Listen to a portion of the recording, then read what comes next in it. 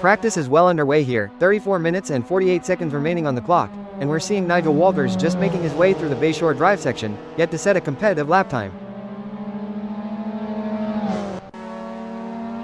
Yeah, and it's similar for Neil Constable Barry, still finding his rhythm through Bayshore Drive. Those early laps are all about feeling the car and the track, getting that initial read on the grip.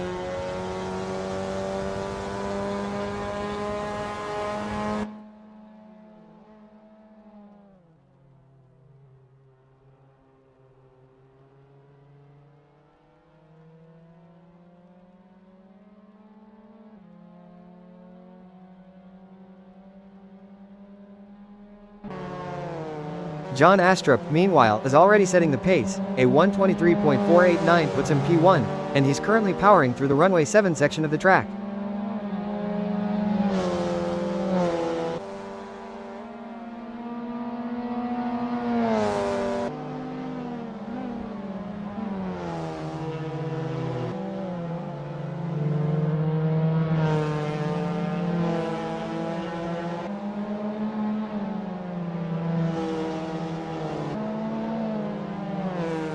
Jareth Hallam is another driver yet to put a time on the board, currently navigating the technical 2nd Avenue section of the circuit. That 2nd Avenue section can really catch you out. It's all about finding that fine line of grip. I remember many a practice session just trying to feel for that perfect turn and point.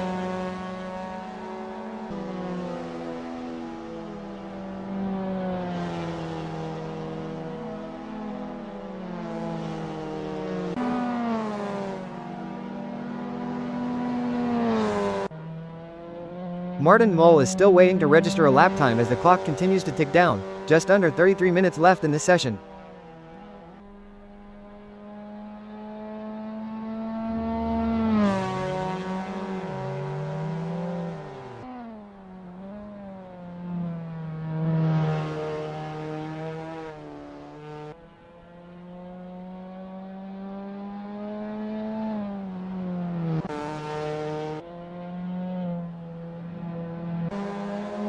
And Neil Constable Barry has now found his rhythm. A 1:23.491 puts him right up into 2nd position, just a whisker off Astrup's provisional pole.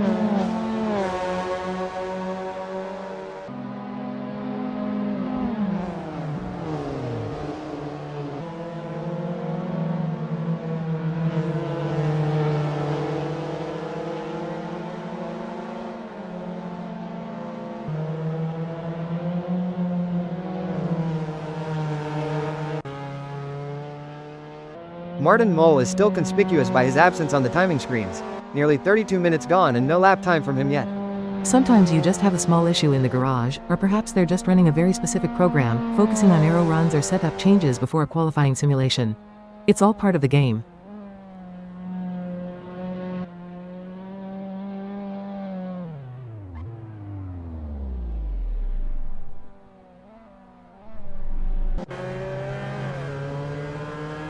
Another driver yet to log a time is Adam Tias, with 31 minutes and 26 seconds remaining in this practice session.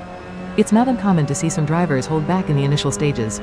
They might be waiting for track conditions to improve, or simply saving tires for later in the session when they push for a flyer.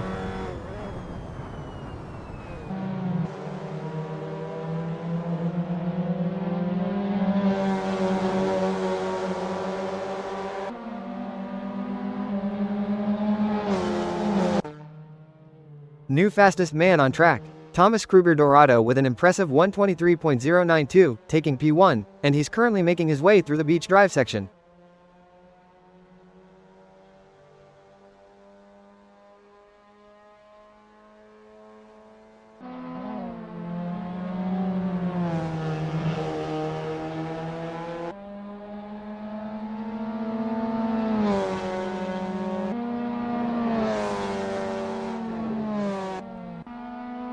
Daniel Kochish has yet to register a time, seen now in the Dolly Boulevard section. Dolly Boulevard has a tricky braking zone heading into it. If you get that wrong, it compromises the exit and can really hurt your lap time, especially on cold tires.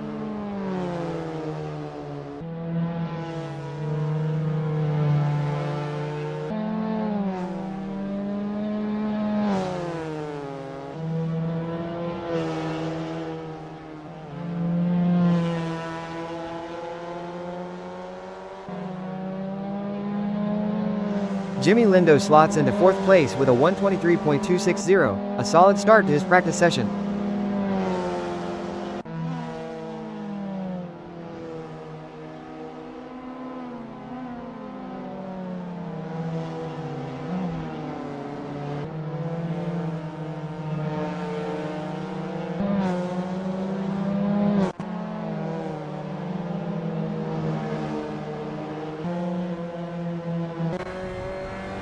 John Astrup improves his time to a 1:23.165, moving up to 2nd place, and he's back through the familiar Bayshore Drive section. He's definitely finding more pace there. That tells me the car is feeling better, or he's just getting more confident, leaning on the tires a bit harder.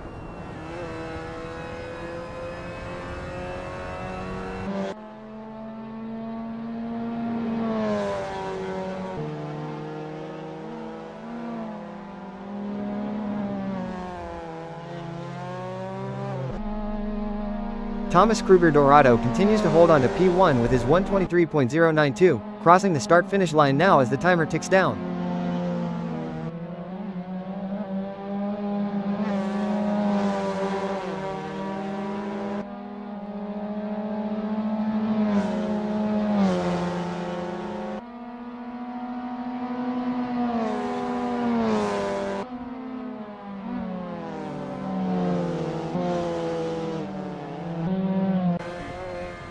Tim Weller registers his first time of the session, a 1:24.513, which places him in 11th position.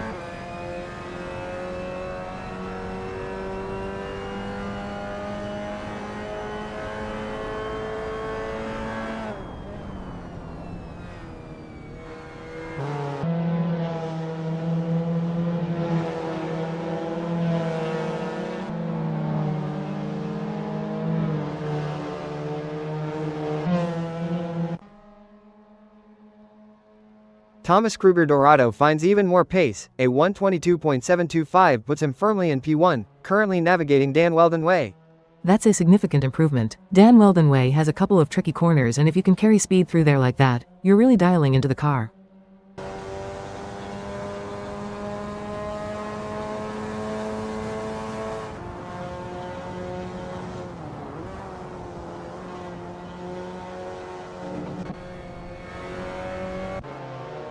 Tim Weller comes across the start-finish line, his time of 1:24.513 now putting him in 12th position as other drivers improve.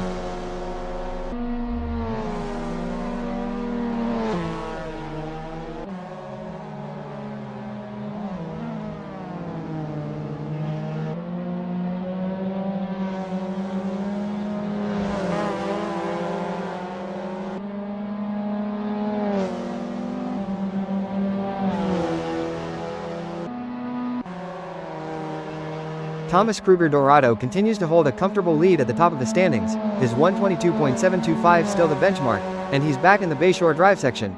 To be able to extract that kind of time and then maintain consistent laps shows he's really comfortable with the car and the track. It's about finding that rhythm and then perfecting it.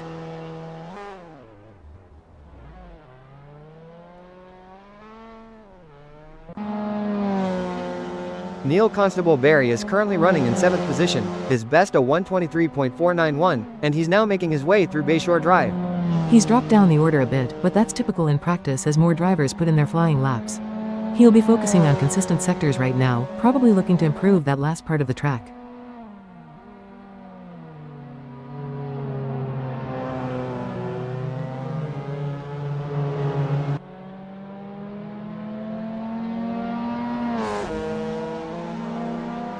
Tim Weller improves, a 1:23.647 moves him up into 9th position, coming across the start-finish line. That's a good step forward for him. It shows he's found some more pace, perhaps just getting the tires into their optimal window or making a small adjustment to his line.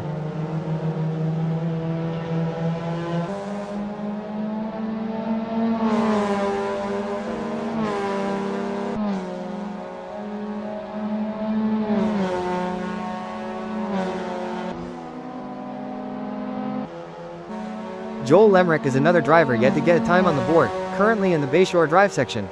He's cutting it a little close now, only 25 minutes left. He'll want to get a timed lap in soon just to register his presence and get a feel for the conditions under pressure.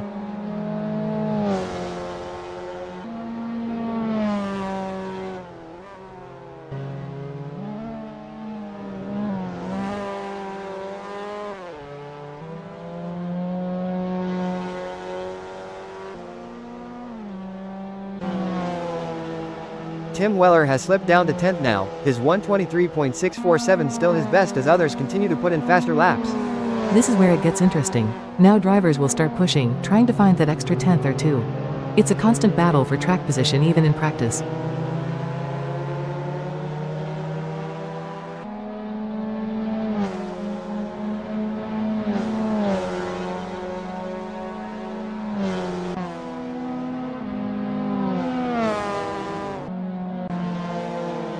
Daniel Kocic has finally set a time, a 1:24.059, putting him into 12th position as he navigates the tight corners of 2nd Avenue.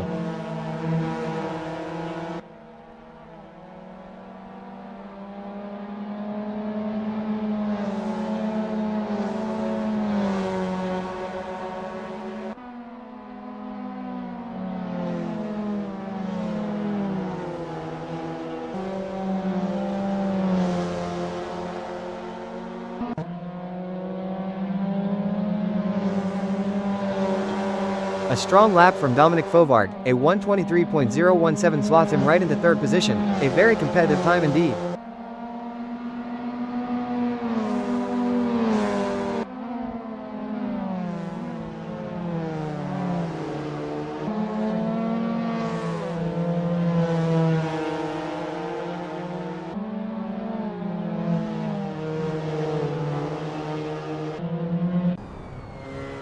Adam Tiaz gets a time on the board now, a 1:24.183, which puts him into 13th, as he heads through Dan Weldon Way.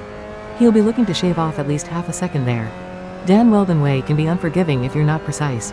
Finding that perfect apex and carrying the speed through is key.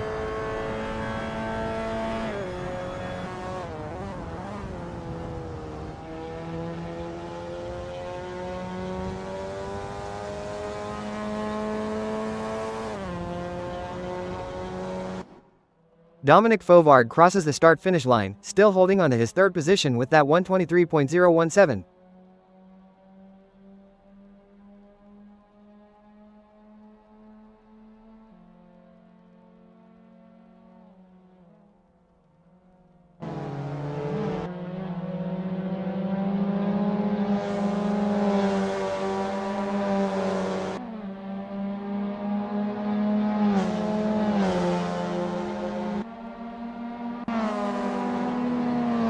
Thomas Kruger Dorado continues to dominate, his 1:22.725 keeping him firmly in P1, as he once again passes through Dan Weldon Way.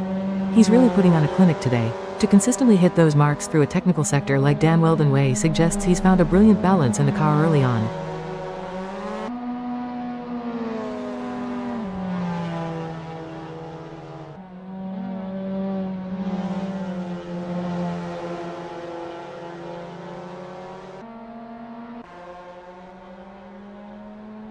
Neil Constable Barry has found some serious pace. A 1:22.964 catapults him into 3rd position, and he's currently in the runway 7 section. That's a fantastic improvement. Runway 7 is flat out if you get it right, and that time suggests he's really pushing the limits of grip through there now. It feels incredible when you nail that sequence.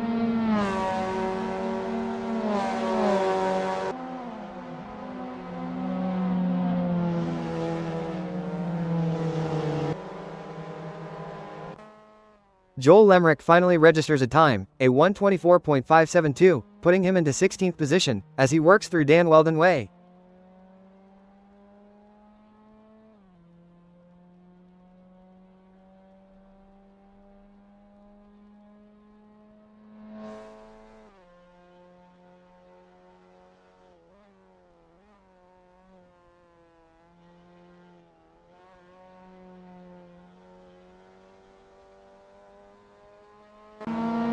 Thomas Kruger Dorado has been bumped down to 2nd, his 1:22.725 still a strong time as he crosses the start-finish line.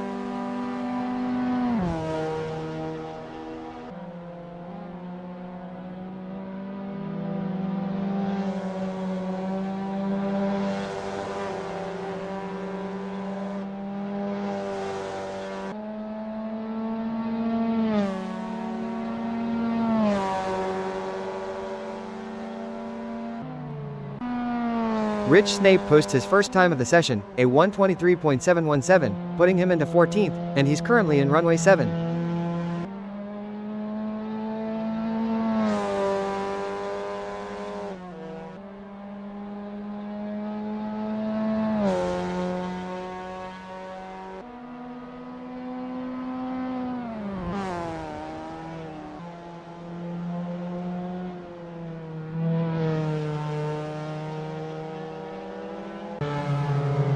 Nigel Walters has jumped right into the top 10, a 1:23.040 puts him into 9th, a very respectable lap. That's a strong first flying lap for him. Shows he's got a good baseline setup and he's not afraid to push hard straight away. Often you see drivers build up to that pace.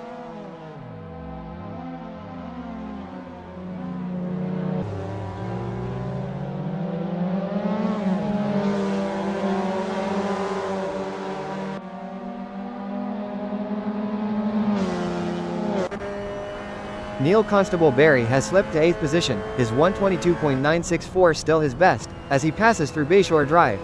The track is getting faster as more rubber is laid down. This is where teams start to make those fine-tune adjustments, trying to anticipate what the circuit will be like later in the session.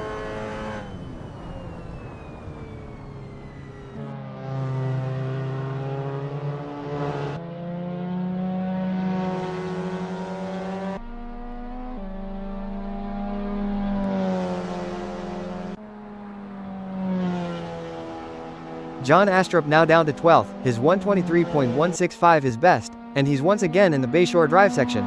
He'll be looking to make some changes to the car now, or perhaps just needs to find some clear track. It's difficult to string a perfect lap together when you're navigating traffic.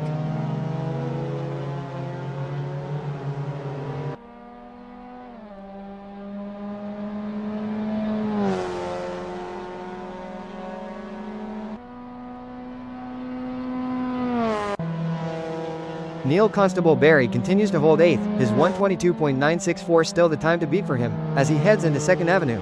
He's consistent, which is a good sign for race pace. But for qualifying, he'll need to find a bit more in that 2nd Avenue sector, maybe a tighter line or a later break point.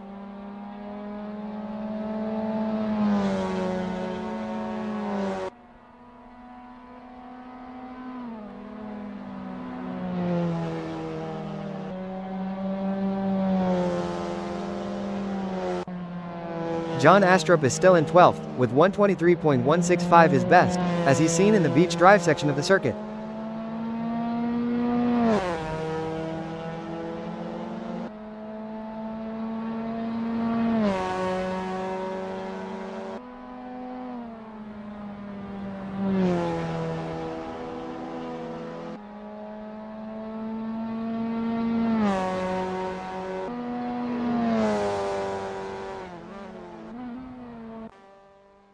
Martin Mole with an absolute flyer, a 1:22.462, he shoots straight to the top of the leaderboard, and he's now in the Bayshore Drive section.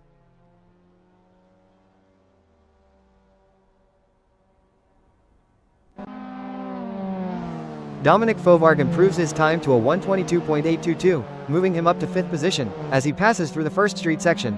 He's definitely finding his rhythm now. First Street is a critical section, you need to be precise on the throttle there, and he's clearly mastering it.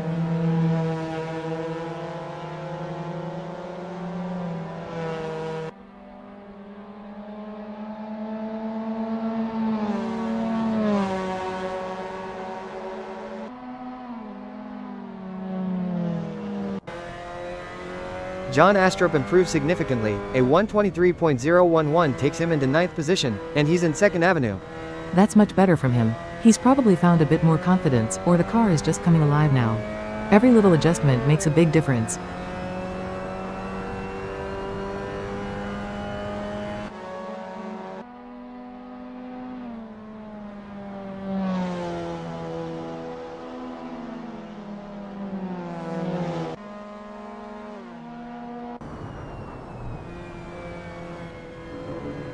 Neil Constable Barry continues in 8th with his 1:22.964, currently navigating the fast runway 7 section.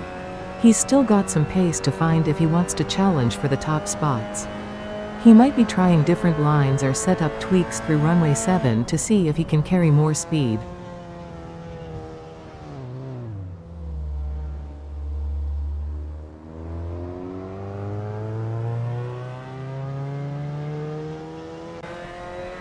Tim Weller improves his best time, a 1:23.555, but that only puts him into 15th position, as he's in 2nd Avenue. It's so tight out there right now, every 10th makes a huge difference. He's found some pace, but so has everyone else around him.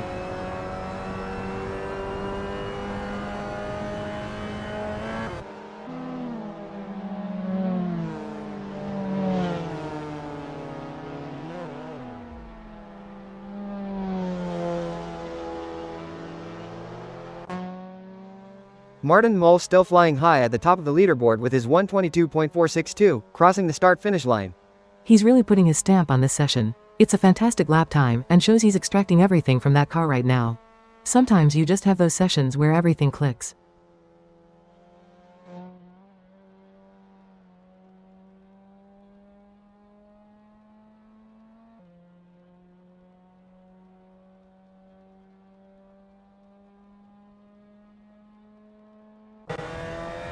Nigel Walters improves his time, a 1:23.011, but still holds on to 11th position as he completes another lap.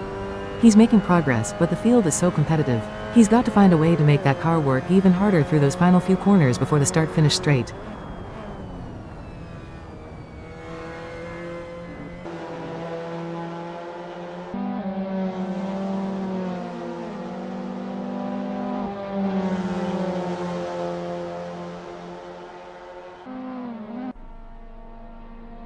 Jareth Hallam, a significant improvement. A 1:22.956 now puts him into 8th position as he crosses the start-finish line. That's a great jump for Jareth.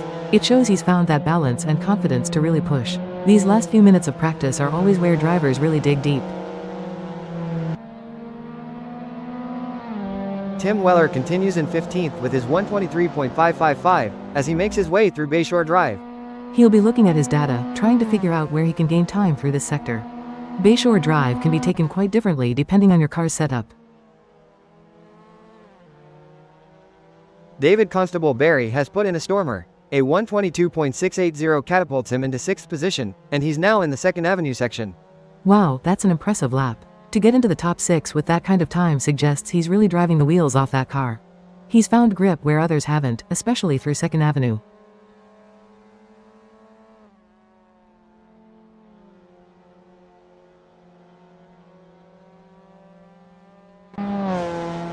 Rich Snape improves his time, a 1:23.597, but that only moves him into 16th position, as he's in Bayshore Drive. He's definitely looking for more pace. Sometimes in practice, you're trying a new setup, and it takes a few laps to really understand its limits and how to extract the most from it.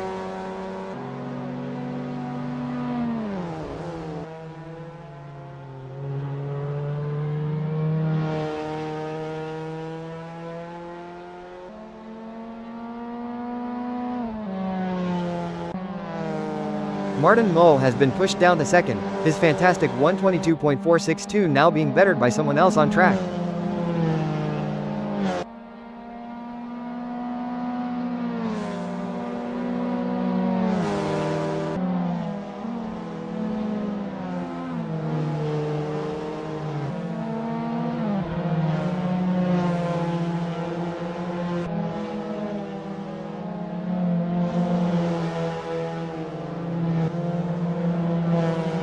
Niall Gagan, a new name in the top 5. A 1:22.607 puts him right into 5th place, a very strong showing.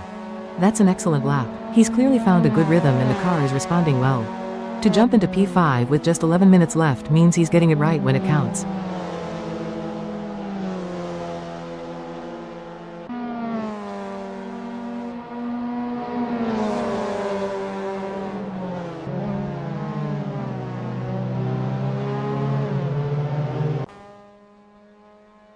John Astrup improves again, a 1:22.679 moves him up to 7th position, and he's now through the first street section.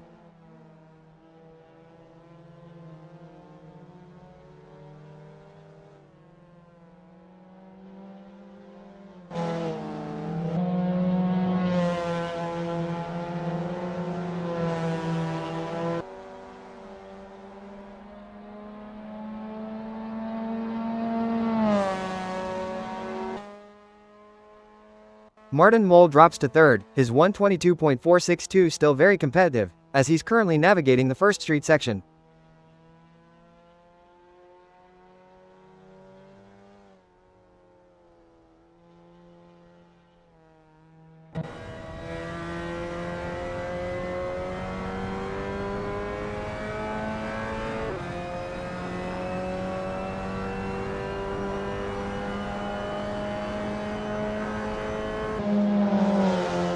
Jareth Hallam now finds himself down in 13th, his 1:22.956 being eclipsed by others, as he goes through Dolly Boulevard. This is the business end of the session. Everyone's putting in their final efforts now, really trying to extract the maximum. It's tough when you get shuffled down the order so quickly.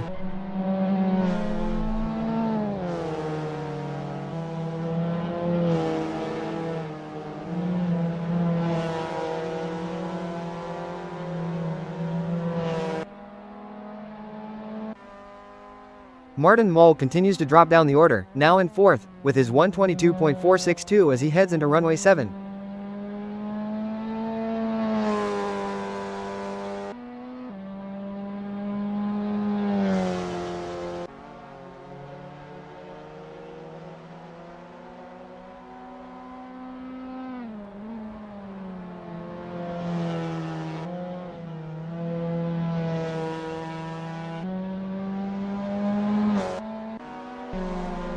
Daniel Kocic has found some serious pace. A 122.739 puts him into 8th position as he crosses the start-finish line. He's really made a breakthrough there. That's a solid lap. It looks like the track is coming to them now, and he's taken advantage of the evolving conditions.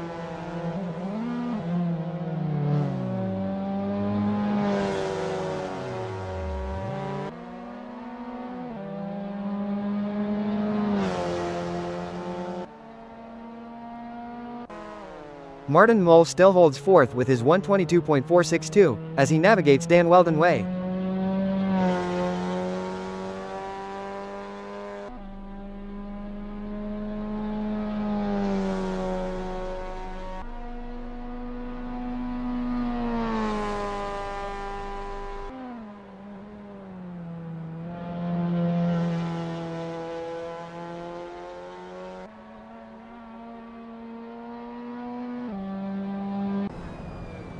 Joel Lemrick improves his time to a 123.068, placing him 16th, and he's in 1st Street.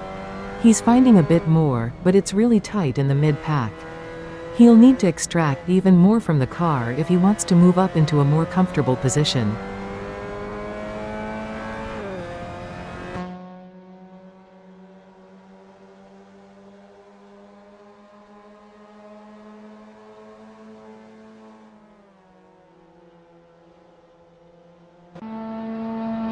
Martin Mull fights back. A blistering 122.134 puts him back in P1, and he's now in Bayshore Drive. That's what I love to see. He got pushed down, but he came back stronger. That's a serious statement lap. You can feel the hunger to be at the top even in practice.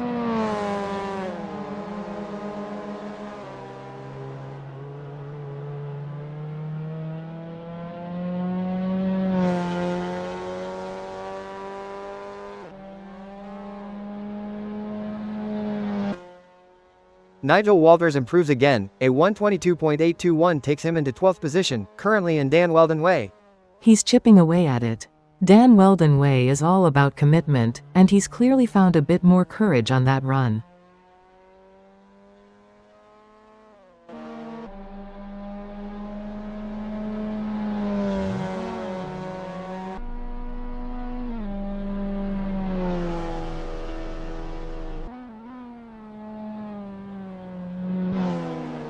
David Constable Barry is right there, a 122.193, just a fraction off Mull, putting him in 2nd as he passes through Bayshore Drive.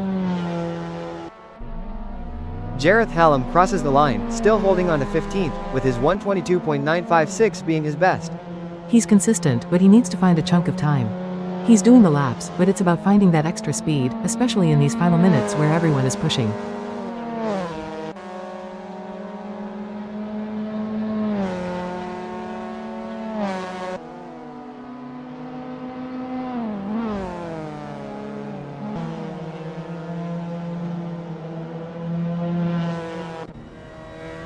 Adam Tiaz improves to a 122.830, placing him in 13th, as he heads through 2nd Avenue. He's getting there. 2nd Avenue is a make-or-break section, especially for carrying momentum onto the next straight. He's clearly found some confidence there.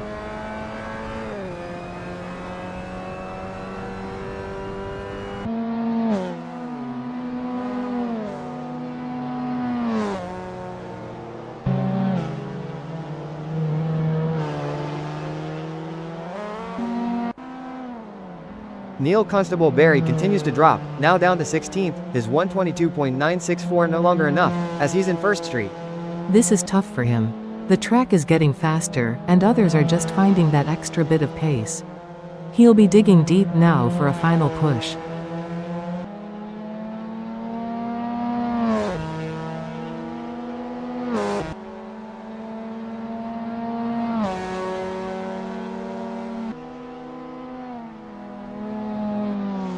Martin Mull still holding onto that top spot, a 1:22.134 his best, currently in Bayshore Drive.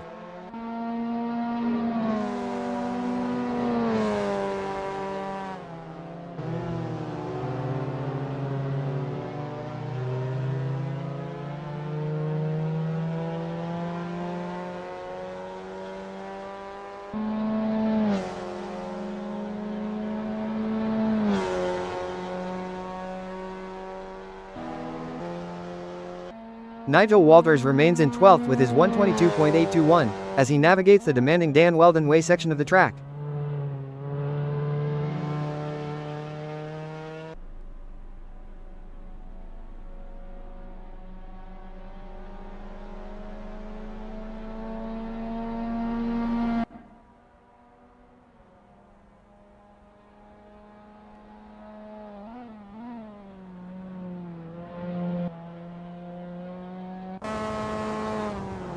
Dominic Fovarg improves significantly, a 1:22.451 moves him up to 4th position, and he's currently in the Dan Weldon Way section.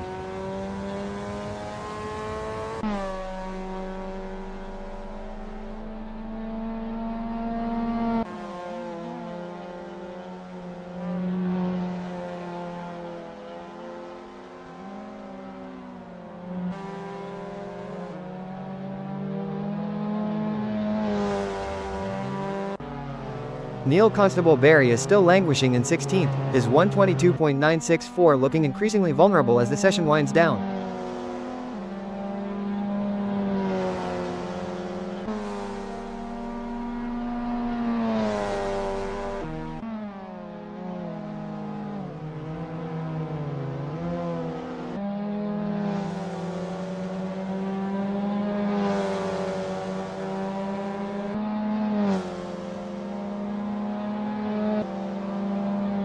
Martin Mull continues to hold the top spot with his 1:22.134, making his way through Dolly Boulevard now as we approach the final 2 minutes.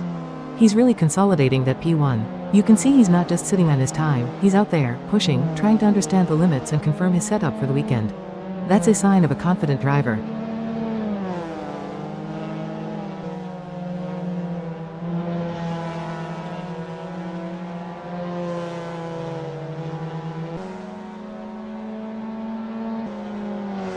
Neil Constable Barry is still struggling to find that extra pace, remaining in 16th with his 1:22.964, as he drives through Bayshore Drive.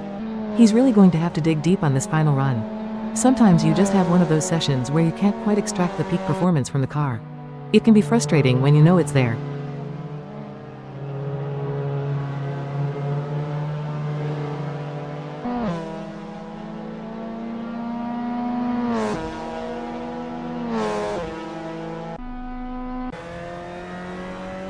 John Astrup finds a significant improvement. A 1:22.566 moves him up to 8th position, crossing the start-finish line as the clock ticks towards 0.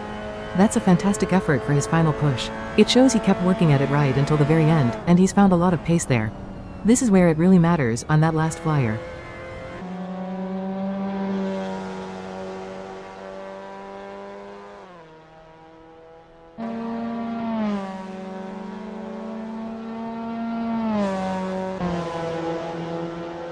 Adam Tiaz improves his time to a 1:22.786, moving him into 11th position, pushing hard through Bayshore Drive as we're now down to just 10 seconds.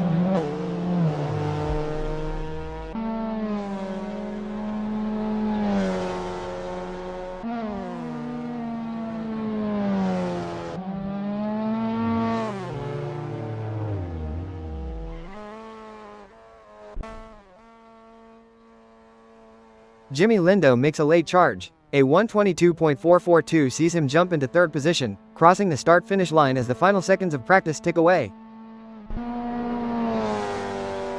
Thomas Kruger Dorado improves his time to a 1:22.534, slotting into 6th position, and he's currently in the Dan Weldon Way section in these dying moments.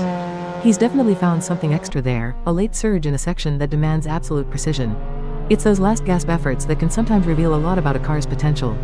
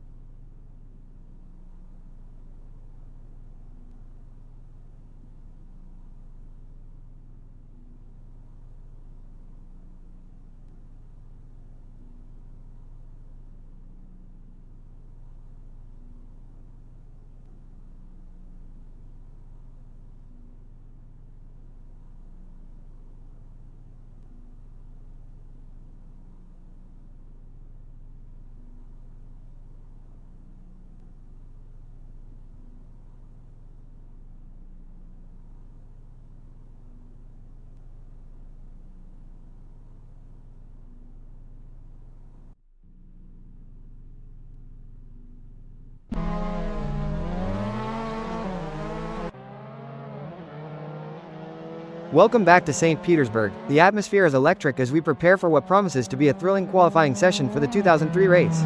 That 8 miles per hour wind could be a real factor through turns 1 and 2. It's enough to unsettle the car just when you're pushing for that absolute limit. Coach will be looking to get the tires up to temperature, feeling out the grip on this opening straight section before committing to a hot lap.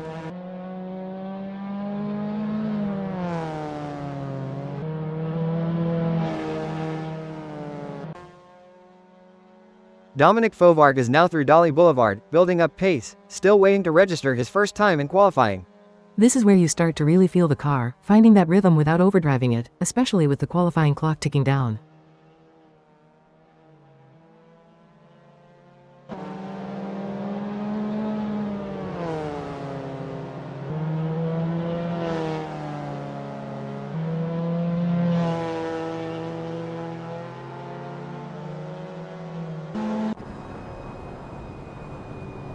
Jimmy Lindo now making his way through Dan Weldon Way, pushing hard to get that initial banker lap in with less than 4 minutes remaining. This is where precision really pays off. Hitting your marks perfectly here sets you up for the speed coming onto the main straight. Daniel Kochish is now in runway 7, still searching for a lap time with just over 3.5 minutes left in the session. This is a critical section for Kochish. You need absolute commitment here to carry the speed but not sacrifice the exit onto the next straight. Jareth Hallam is now on track, but still no registered lap time for him yet, with just over 3 minutes to run in this qualifying session. 3 minutes is not a lot of time to get heat into the tires and then deliver a perfect flying lap. The pressure is really on now.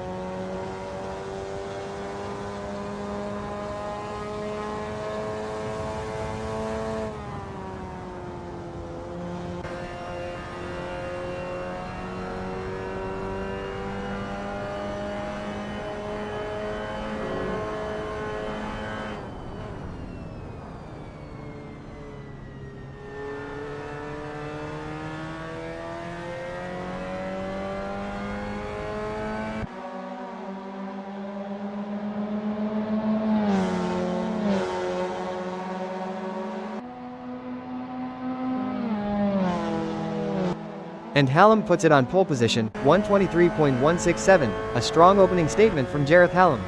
That's a very tidy lap for his first real push. He's found a good balance early and that's going to be the benchmark everyone else is chasing. Thomas Kruger Dorado is now pushing hard through runway 7, needing to find some pace and post a time with time rapidly running out. Adam Tias, currently in P6, is 0.15 seconds off his personal best as he navigates Dali Boulevard, with just 95 seconds left on the clock. He's going to have to find something extra in these final sectors if he wants to improve. Being down there makes the rest of the lap a real challenge. Jareth Hallam, now in 4th, is showing real pace, currently 0.19 seconds quicker than his best as he powers through Bayshore Drive.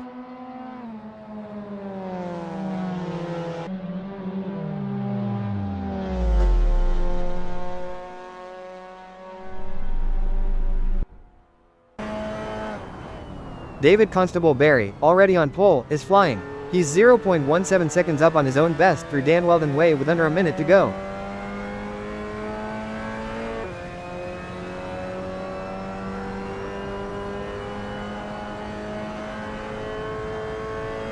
Constable Barry extends his pole position, an incredible 122.438, putting daylight between himself and the rest of the field.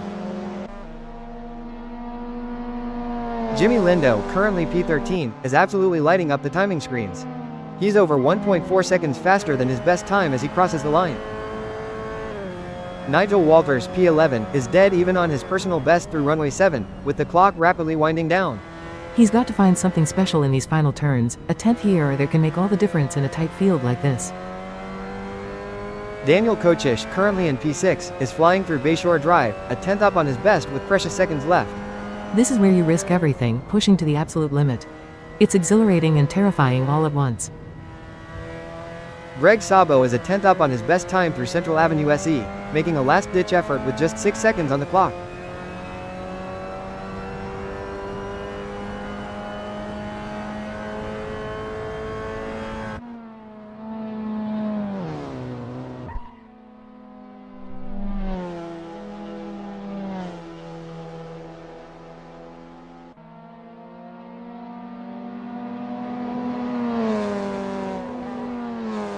Greg Sabo crosses the line, but that lap doesn't improve his 123.551. He holds on to P12 with 28 seconds left on the clock.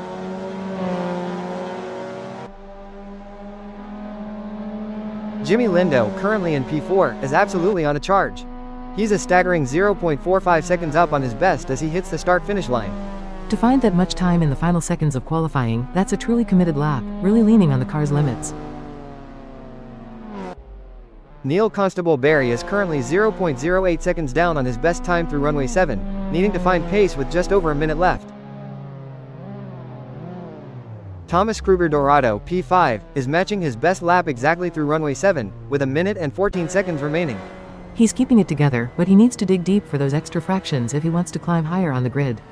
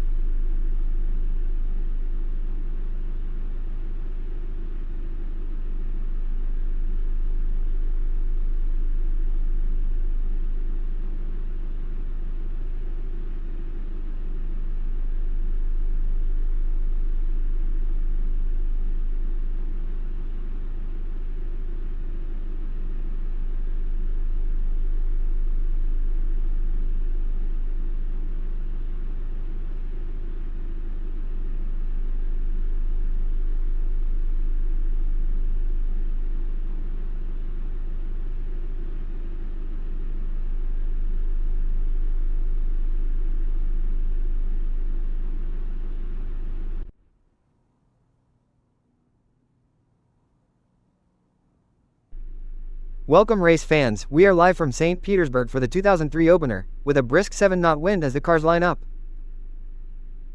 Martin Mol, the Dutch sensation, starts us from pole position today in his Mazda, leading the Pro Class charge. Right alongside Mol, in second, we have Jimmy Lindo in the Mazda MX5 Cup car, representing the M class. An MX5 Cup car starting P2, that's a tough ask on these street circuits, but it shows real pace from Lindo.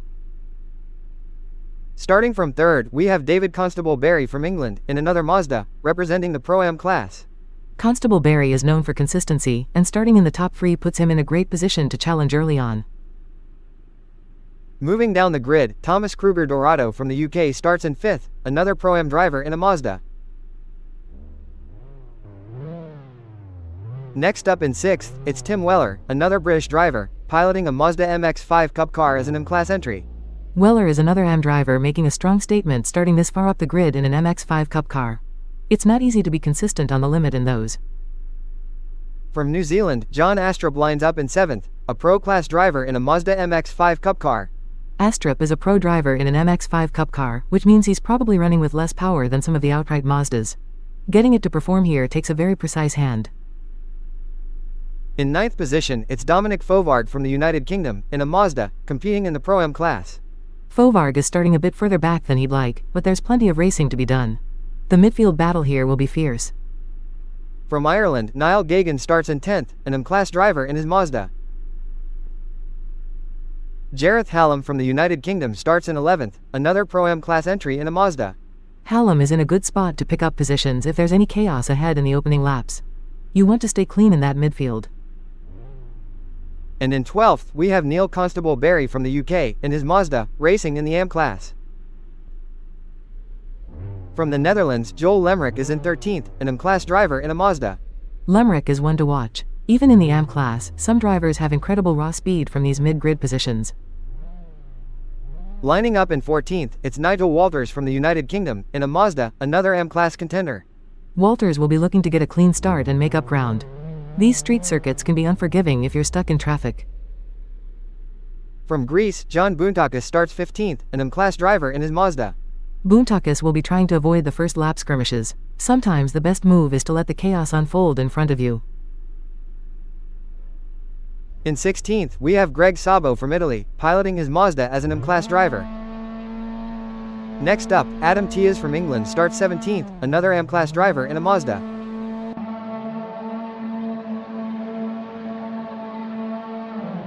The lights are out and we are green. The St. Petersburg 2003 race is officially underway.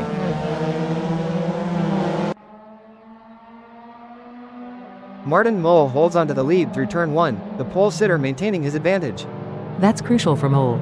Getting a clean run through the first few corners really sets the tone, especially on a street circuit.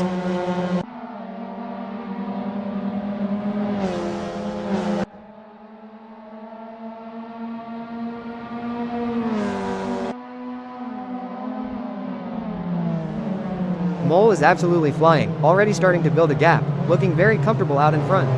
He's focused on hitting his marks perfectly. That's the sign of a driver in control from the very first meter.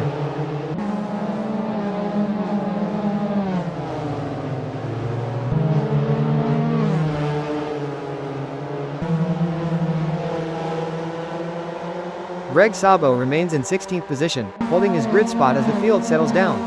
From that far back, the priority on lap 1 is often just to survive and keep the car clean, and Sabo has done that.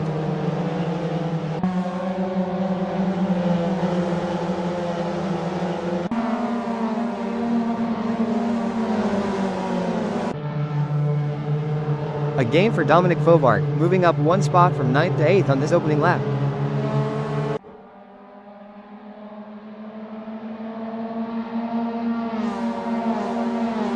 Fauvargue has dropped a spot to 9th, and that gap to John Astrup ahead has grown to 1.6 seconds. Tim Weller is in 6th, just 2/10 behind Daniel Kosic for 5th, a tight battle developing early on lap 1.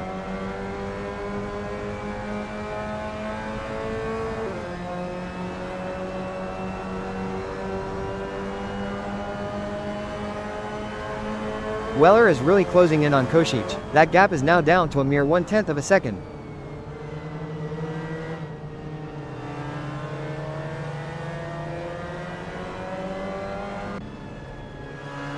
Greg Sabo is in 15th, just 2/10 behind Adam Tias for position 14 as they battle in the midfield.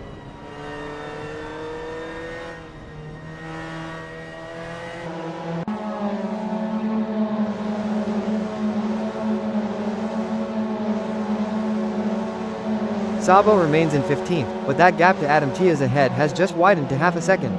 He's lost a bit of ground there. It's tough to keep pace when you're caught in traffic. Small mistakes can compound quickly.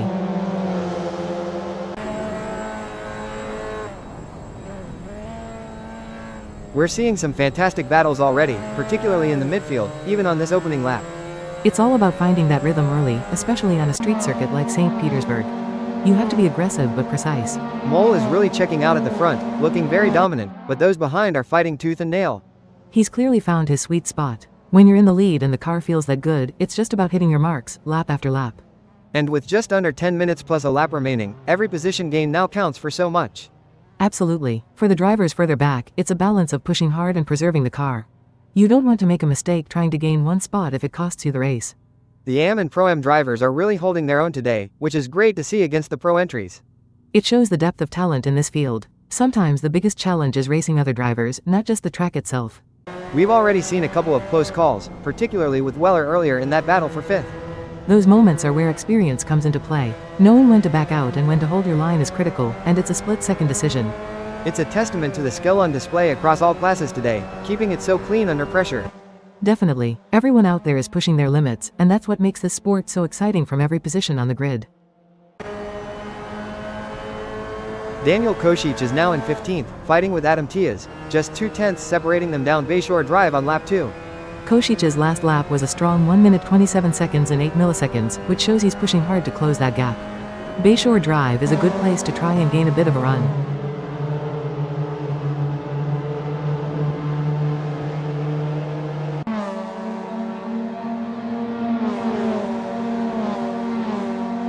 No change in position for Kocic, still in 15th, 2/10 behind Tiaz as they continue their tight battle. Jareth Hallam is up to 7th now on lap 3, just half a second behind John Astrup, and that 1:23.191 was his personal best lap. Hallam is really finding his pace. Breaking into the 123 South on a street circuit means he's getting confident with the car and pushing the limits. That's a good sign.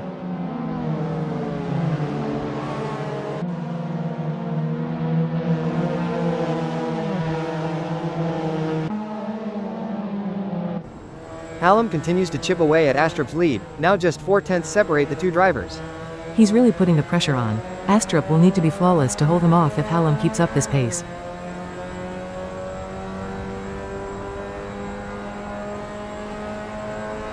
Now it's Joel Lemrick in 7th, just 3/10 behind Jareth Hallam for 6th through Bayshore Drive, and that 1:23.177 was his fastest lap. Lemrick is really on the move. That lap time is very competitive, and he's now closed right in on Hallam. This is a battle that could go either way. David Constable Barry is right on the tail of Jimmy Lindo for 2nd, just a 1/10 of a second back after a blistering 1:22.596 best lap.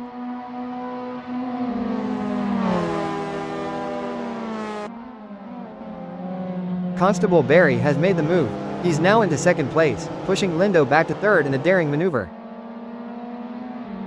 And what's happened there? Constable Barry has lost that position and is back in 3rd, with Lindo now 4/10 ahead. He made the move, but it looks like Lindo may have fought back immediately, or Constable Barry ran wide. It just shows how hard they're pushing. Greg Sabo is up to 13th on lap 4, just 2/10 behind Nigel Walters after setting his best lap of 1:23.244. Sabo is really making progress now. That's a huge improvement on his earlier pace, and he's closing in on Walters. It shows what a clean lap can do. Sabo has gained another position, now in 12th, still 2/10 back from Nigel Walters, who is now ahead in 11th.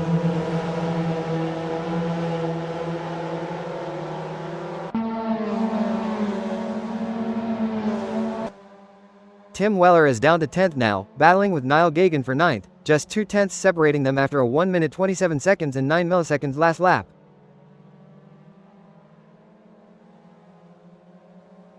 Weller has lost another spot, now in 11th, with Niall Gagan 2 positions ahead in 9th, the gap opening to 3/10. He's definitely struggled a bit this lap. When you lose the toe or get held up, it can cost you multiple positions very quickly here. Niall Gagan holds 9th place, with a 1.7 second buffer back to Greg Sabo in 10th after posting a 1 minute 25 seconds and 7 milliseconds last lap. Martin Mull continues to lead comfortably in the Dolly Boulevard section, 1.3 seconds ahead of Jimmy Lindo in 2nd after a 1 minute 22 seconds and 8 milliseconds last lap.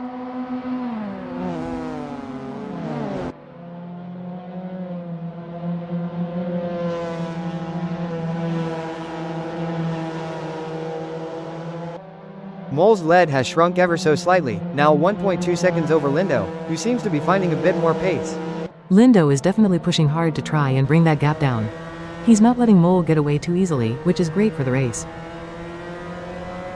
John Astrup is holding 6th, just 3/10 ahead of Gareth Hallam in 7th through Bayshore Drive. Astrup is having to really defend here. That 3/10 gap is nothing on a straight, he'll have to be perfect through the corners.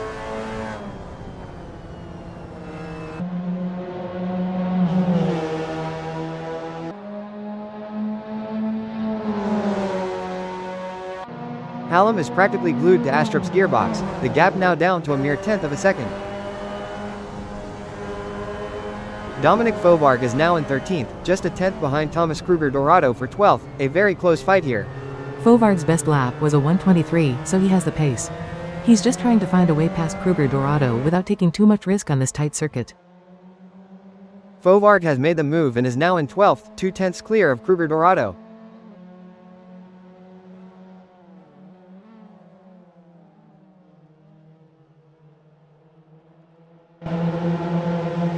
Tim Weller in 11th, 2/10 behind Nigel Walters for 10th on lap 6, another close battle developing.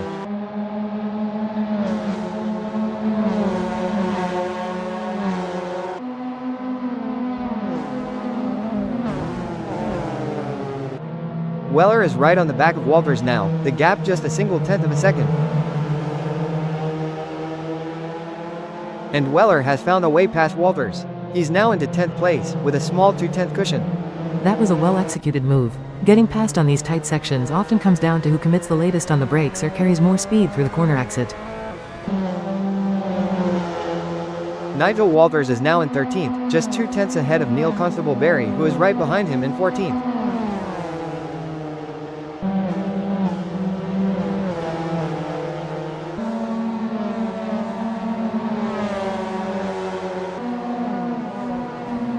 Walters has managed to extend that gap to Constable Barry to 8/10, giving him a bit of breathing room. He's definitely put in a strong sector there. Creating that kind of gap, even a small one, can really break the toe and give you a moment to compose yourself.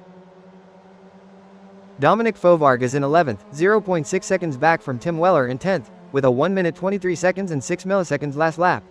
Fovarg is running consistently in the 1:23s, which is good pace.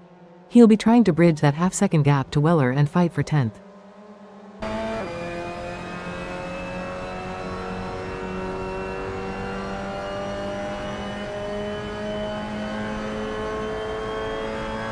The gap to Weller has closed by a 10th, now just half a second between Fovarg and 10th position. Every 10th counts at this stage. Fovarg is showing he's not giving up on that top 10 spot without a fight. John Astrup is now in 6th, chasing Joel Lemrick for 5th, half a second the gap after Astrup just clocked his personal best lap of 1:22.806.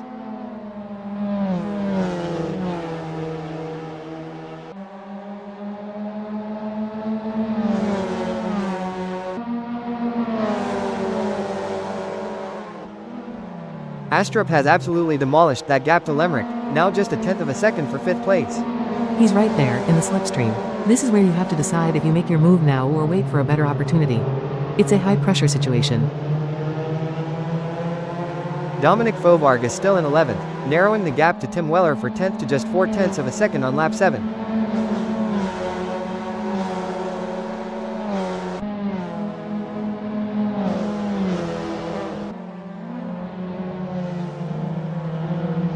Weller has pulled away and gained a spot, now in 9th, leaving Fovarg in 11th within 0.8 second gap to make up.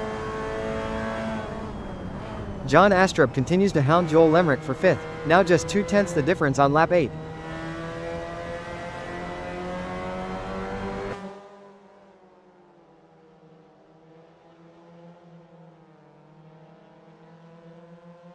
That gap between Astrup and Lemrick has grown slightly to 3/10.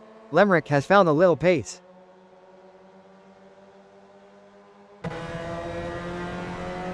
Martin Mull continues to impress at the front, but the real fireworks are in the midfield today, aren't they? Absolutely. When you have such close racing on a street circuit, it's about pushing the limits without touching the walls. Mull is doing it perfectly, but everyone behind him is fighting for every inch.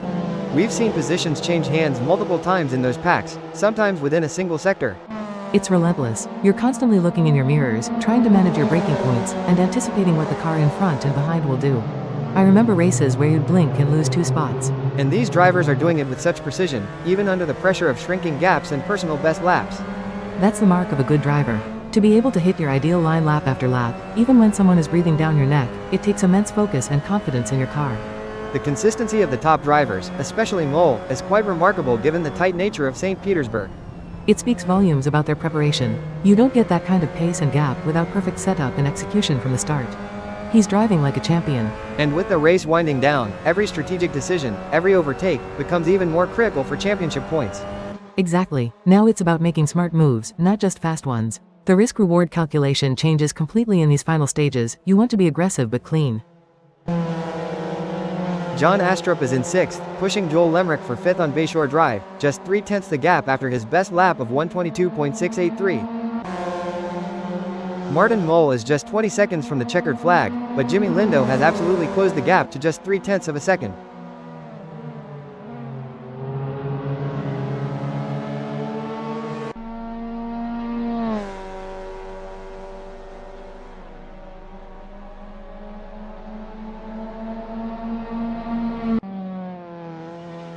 Martin Mole crosses the line. He wins the St. Petersburg 2003 race, a dominant performance from pole position.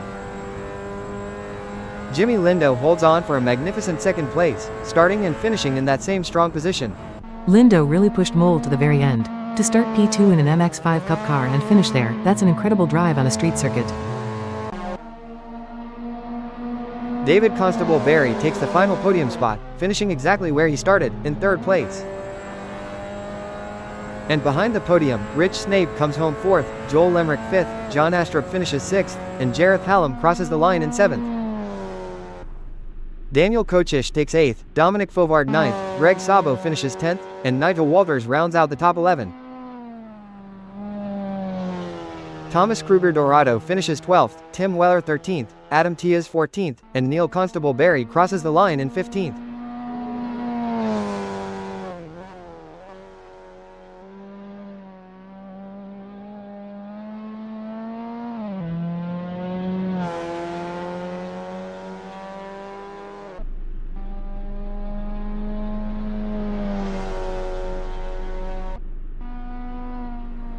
Niall Gagan completes his race, finishing in 16th position.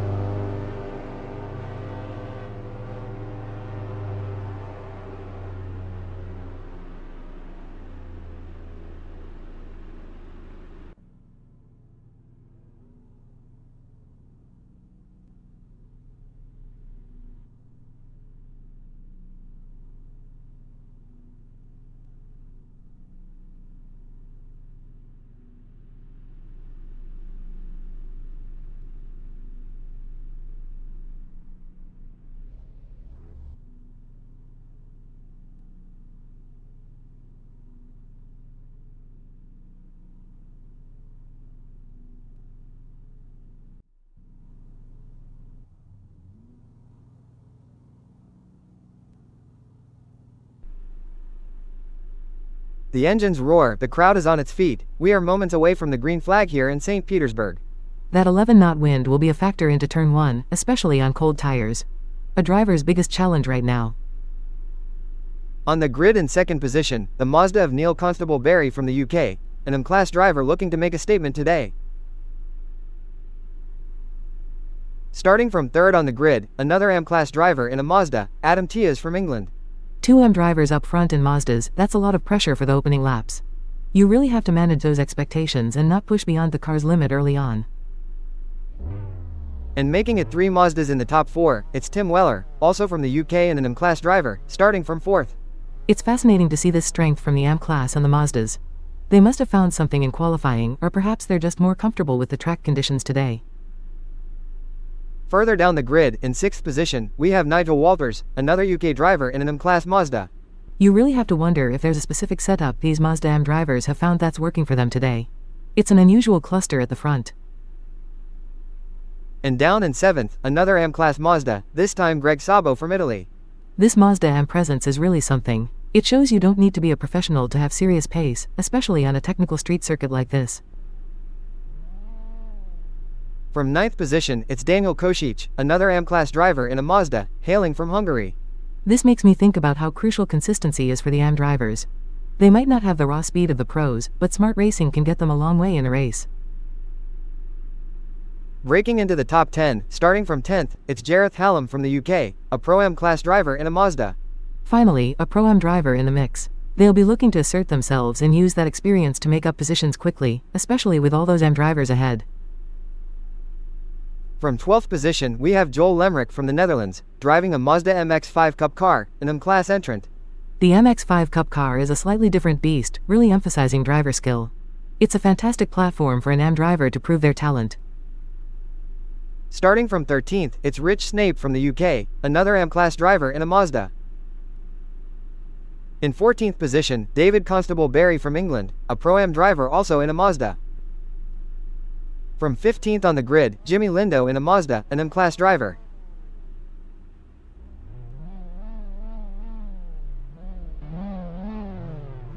Down in 16th, we finally see a Pro-Class driver, Martin Mol from the Netherlands, in his Mazda.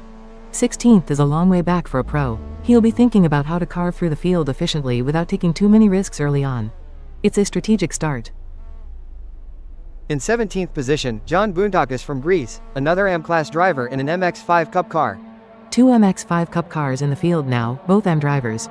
It'll be interesting to see how they fare against the more traditional Mazdas as the race develops. The lights are out, and we are racing in St. Petersburg. The launch is everything here, especially with that wind.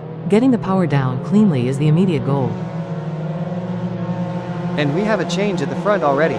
Niall Gagan, who started on pole, has dropped to second. He must have had a slow launch or just got outmaneuvered into turn 1. That's a critical moment lost for the pole sitter.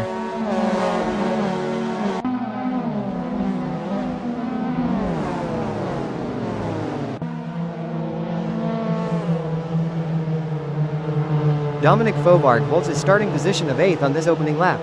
Maintaining position can be just as good as gaining, especially in the chaos of lap 1. It means clean driving and no mistakes.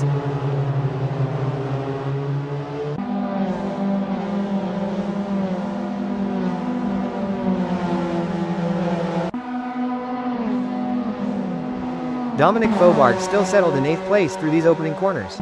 He's keeping his nose clean, which is smart on this first lap. No need to force anything too early and risk a collision.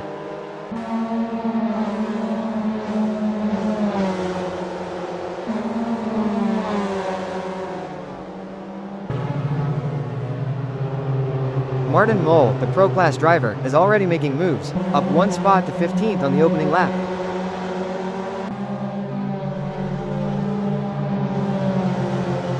Martin Mol continues to climb, now in 13th position, having gained 2 more spots since we last saw him. He's really on a mission now, making quick work of the field. John Boontakis, 2 places back in 15th, is currently half a second behind him, but Mol's focus will be entirely on the cars ahead. Now with Tim Weller in 4th, just 3/10 behind Adam Tiaz. The Brit is pushing hard early with 10 minutes plus a lap left to run.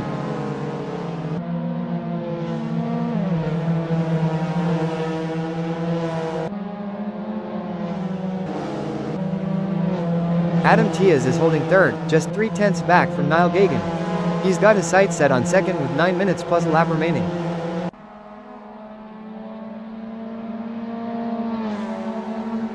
Huge move. Adam Tiaz has taken 2nd position from Niall Gagan. They are side by side. That was an aggressive but clean pass. To have 0 gap after an overtake means he had to really commit and hold the line. Now Gagan will be looking for a way back immediately. What a start to this race. We've seen some incredible action already on this street circuit. Absolutely. The AM drivers really are making a statement, particularly the Mazdas. It's not often you see so many of them challenging for the top spots this early. Indeed, the top 4 are all M-Class drivers, which is quite remarkable. It tells you a lot about preparation and confidence. When I was racing, sometimes you'd see a class dominate if they found a sweet spot with the setup or if the track really suited their car and driving style. And the overtakes we've witnessed, particularly for 2nd place, have been fierce.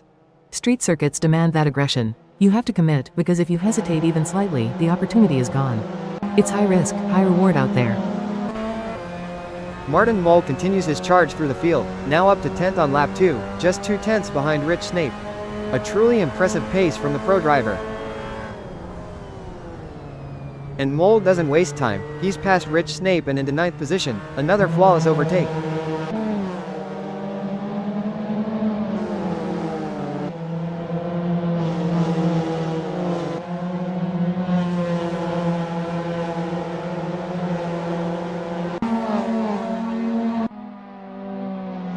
Tim Weller is pushing hard in 3rd, just 3/10 separating him from Adam Tiaz in 2nd.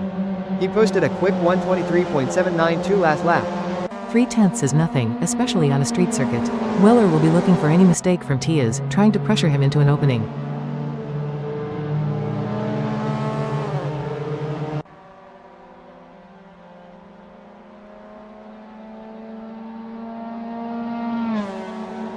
The gap to 2nd has stretched a little, Tim Weller now 6/10 behind Adam Tiaz. That half a second can feel like a lifetime when you're chasing. Tiaz must have found some extra pace, or Weller made a small error somewhere on that last part of the lap. Nigel Walters holds 6th position, just 2/10 ahead of Jareth Hallam, as he navigates lap 3. His best lap of 1:23.738 shows he has the pace when he hits his marks.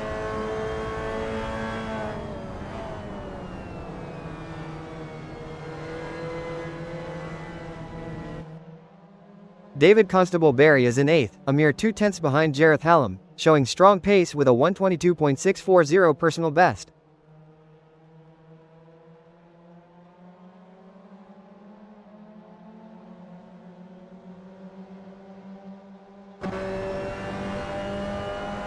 The gap between David Constable Barry and Jareth Hallam has opened up slightly to 4/10 of a second. It's hard to make up those 2/10 on a street circuit. Hallam must have put in a really clean sector there to extend his advantage, even just a little. Tim Weller continues to pursue Adam Tiaz. The gap is back down to 3/10 of a second in the fight for second. He's really putting the pressure on now. Tiaz needs to stay composed, but Weller has clearly found his rhythm and is looking for a way through.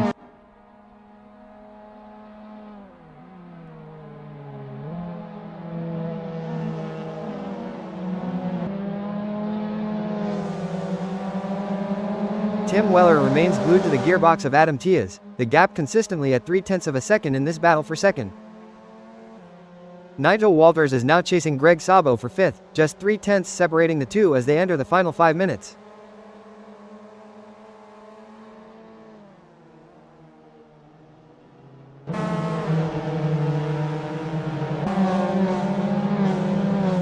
The gap has grown slightly, Nigel Walters is now 6/10 behind Greg Sabo. These battles for position, like the one we're seeing for second, are incredibly intense. Every 10th counts. They absolutely do. As a driver, when you have someone consistently within 3 to 6/10 behind you, it's relentless pressure. You can't afford a single mistake. And Martin Mull, the pro driver, has quietly continued his march up the field, now well into the top 10. That's exactly what you expect from a pro. He's picking his spots, not taking unnecessary risks, and using his experience to manage the pace on the traffic. It's a masterclass in patient driving. With just minutes left on the clock plus that final lap, how much does tire management come into play on a street circuit like this? Hugely. The constant acceleration and braking, combined with the tight corners, really punish the tires. If you overdrove early, you'll be struggling for grip right now, which makes defending or attacking incredibly difficult. David Constable Barry in 7th is under serious pressure, with Martin Mull just a 10th behind him as we enter the final 4 minutes.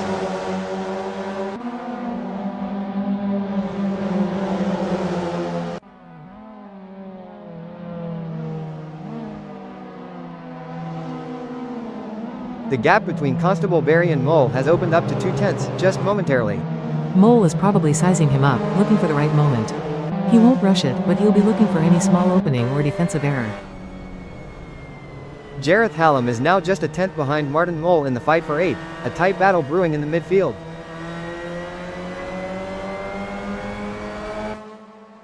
Unbelievable, Jareth Hallam has just made a spectacular move to pass Martin Mull for 8th place, nose to tail.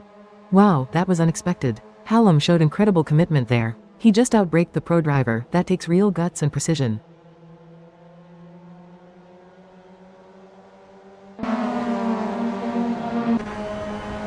Martin Mull finds himself in 9th, a tenth behind Jareth Hallam, clearly eager to regain that position with time still on the clock. And Martin Mull immediately strikes back, reclaiming 8th position from Jareth Hallam, a brilliant response. And Hallam returns the favor. Martin Mull is back to 9th, 2 tenths behind Hallam. This battle is absolutely on fire. Dominic Fovarg is now pushing hard in 14th, just 2 tenths off Daniel Kocic in 13th as the race heats up.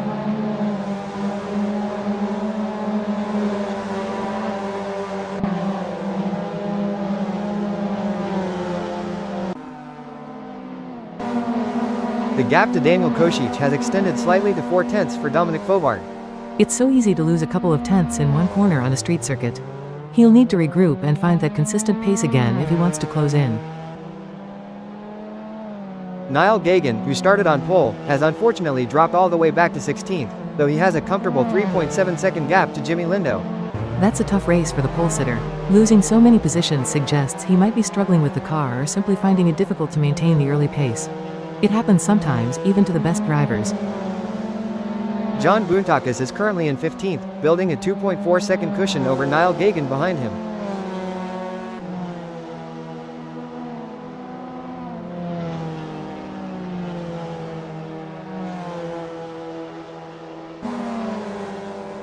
The gap has shrunk significantly. John Boontakis is now just 1.2 seconds ahead of Niall Gagan. Gagan must have found some pace, or Boontakis had a moment. That's a big chunk of time to lose in a short period, and he'll be feeling the pressure now.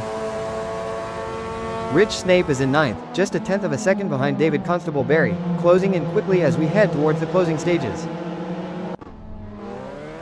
Greg Sabo is holding 4th place, now a full second ahead of Nigel Walters. He's found some breathing room. That's crucial at this point in the race. Having a second's buffer allows you to focus on your own driving, hit your marks, and not be constantly worrying about the car in your mirrors. A dramatic change for Greg Sabo. He's dropped all the way to 9th position, now 3.6 seconds behind Nigel Walters, who is still in 4th. He must have had a major incident there, or perhaps a significant loss of pace. To lose that many positions in that much time, something definitely went wrong for him on that lap. Martin Mull is charging hard now, up to 5th and just 3 tenths behind Nigel Walters in 4th. He's looking to pick up more spots in the Bayshore Drive section.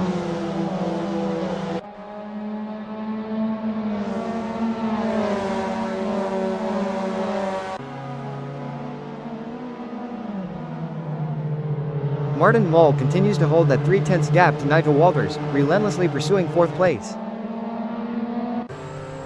Joel Lemrick in the MX5 Cup car is now just a tenth behind Greg Sabo, battling for 10th place on lap 7.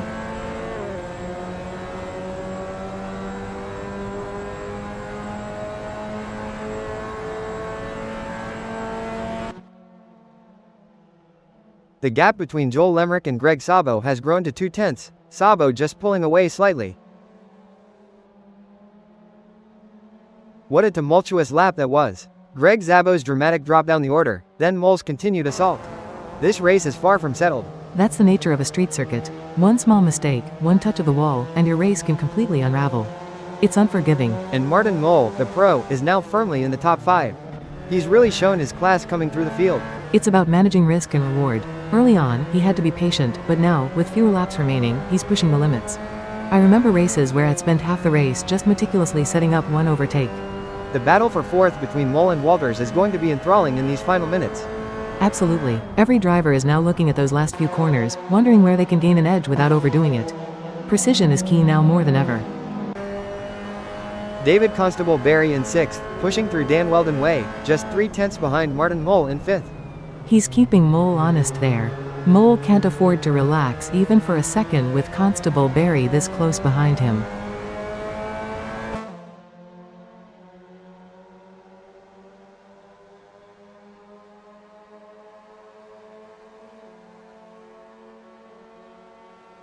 The gap has closed even further. David Constable Barry is now only 2 tenths behind Martin Mull. He's really on the attack.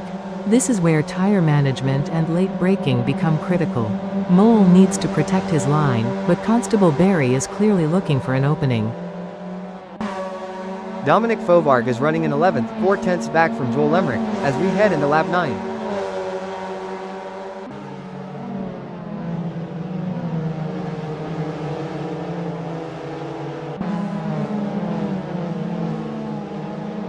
The gap between Dominic Fovarg and Joel Lemerick remains at 4 tenths, a consistent chase for 10th position. Martin Mull continues his incredible comeback, now in 4th and just a tenth behind Adam Tias in 3rd as they push through Bayshore Drive. Neil Constable Barry holds a strong lead, 1.3 seconds ahead of Tim Weller, with just 20 seconds separating him from the checkered flag.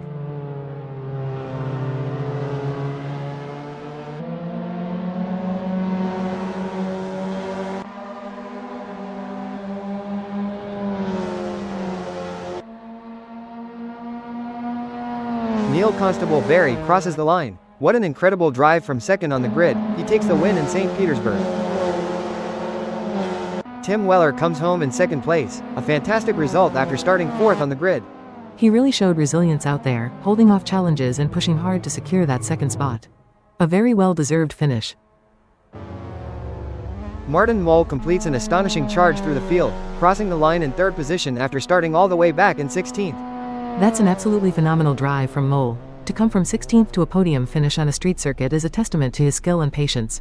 That was a masterclass in overtaking. And crossing the line, Adam Tias takes 4th, Jareth Hallam in 5th, Rich Snape in 6th, and David Constable Barry in 7th. Daniel Kosic finishes 8th, Dominic Fovarg in 9th, Joel Lemerick takes 10th, and Thomas Kruger Dorado secures 11th. Those midfield battles were intense right to the end. Every position gained in the closing laps makes a real difference to the points, and these drivers really fought for it. Further down, John Astrup finishes 12th, Nigel Walters 13th, Niall Gagan crosses the line in 14th, and Jimmy Lindo takes 15th. It was a tough day for Gagan after starting on pole, but he brought the car home. Sometimes it's about minimizing the damage and learning for the next race. Greg Sabo finishes in 16th position, a tough end to a race where he showed incredible early pace. After his earlier dramatic drop, just bringing the car home in one piece is a small victory. It shows how quickly things can change on these demanding circuits.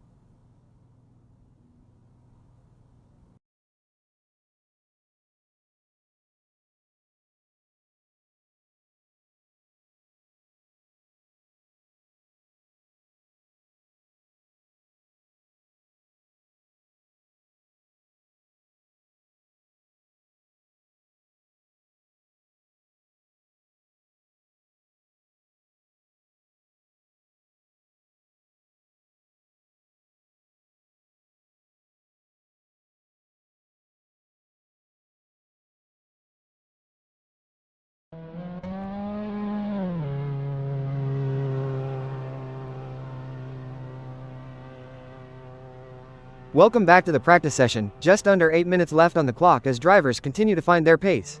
These early laps are crucial for building confidence and understanding track conditions. I always use this time to really push the limits of the car without risking too much. Jimmy Lindo is currently making his way through the Dolly Boulevard section, yet to register a lap time as he gets to grips with the circuit.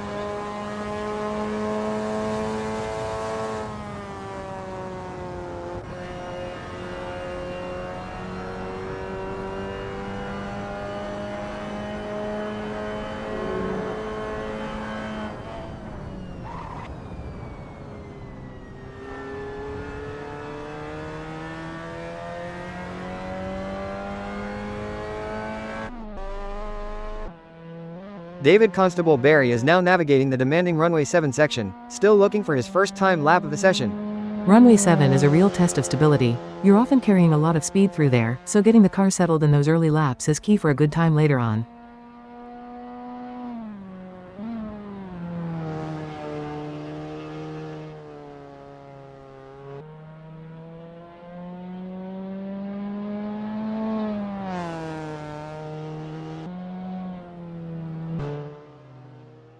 Jareth Hallam is making his way through the 2nd Avenue sector now, still seeking his first time lap in this session.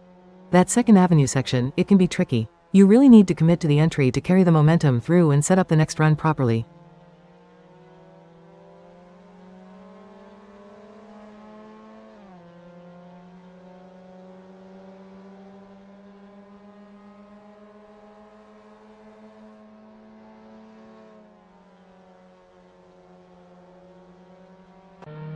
David Constable Barry still hasn't registered a time, just over 5.5 minutes left in practice.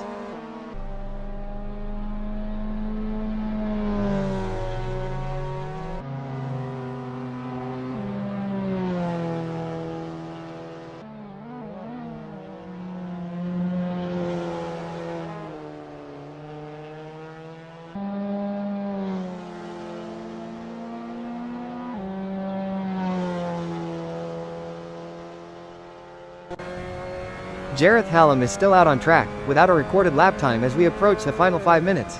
Sometimes you just need that one clear lap to put it all together. Pressure builds towards the end of these sessions.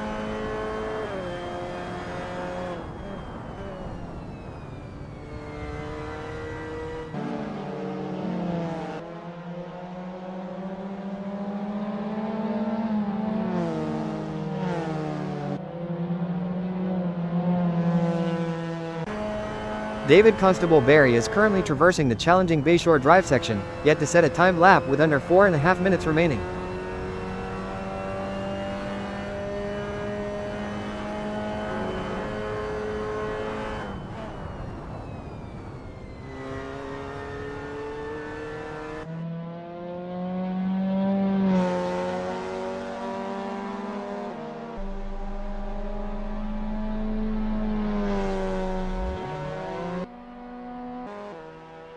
Greg Sabo is currently navigating the Dolly Boulevard section, still looking for his first time lap of the session. Dolly Boulevard requires a very specific line. Get it wrong there and you compromise the run all the way through to the next turn. It's about precision.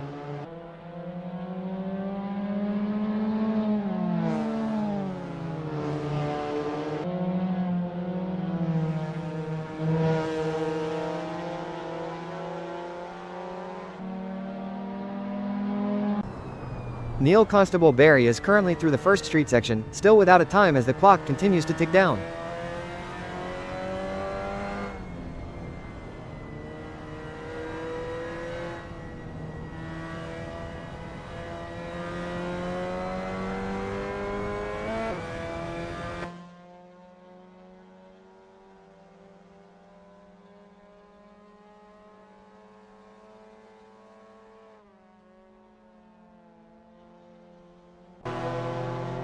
Greg Sabo is now on the start-finish straight, still pushing to put a lap time on the board. This is it, the final push for some of these drivers. Getting a representative lap in before the flag is always the goal, even if it's not the fastest.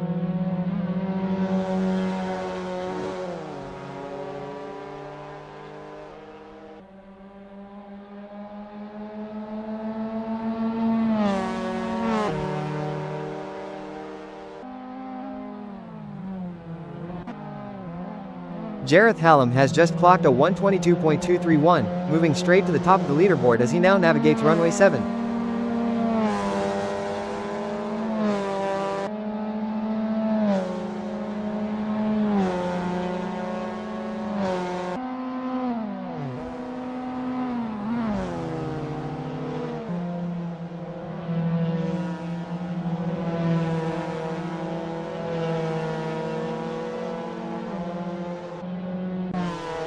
Tim Weller is in the Dan Weldon Way section, still looking to register a timed lap as we head into the final minute and a half of practice.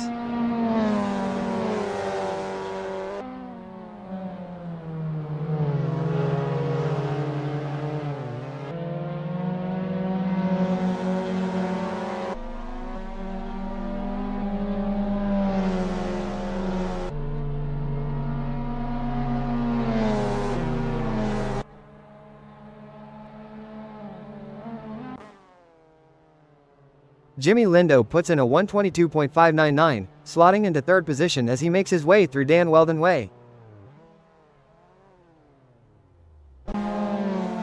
Nigel Walters now on the board with a 122.903, good enough for fourth as he exits Dolly Boulevard.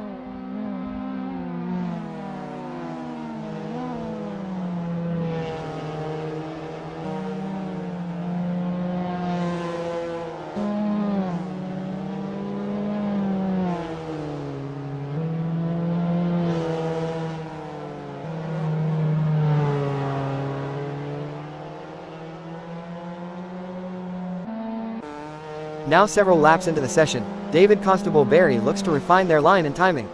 As the session progresses, David Constable Barry is dialing in, looking more confident with each lap.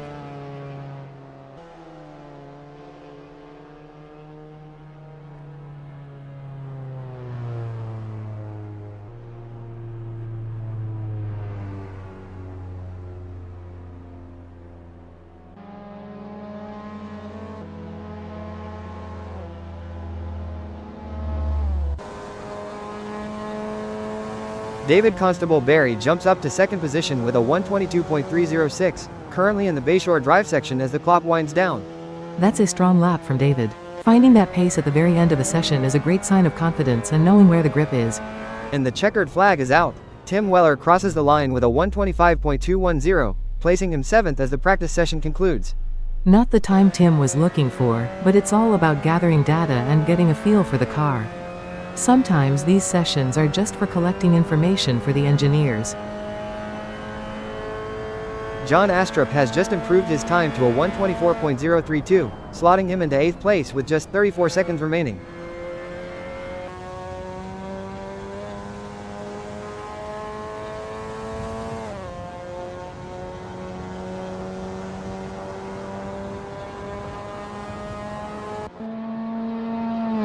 Nigel Walters is currently in the Bayshore Drive section, holding on to 4th position with his 122.903. Bayshore Drive is where you can make or break a lap. Maintaining speed there with the car loaded up is a real skill, especially when pushing for a better time.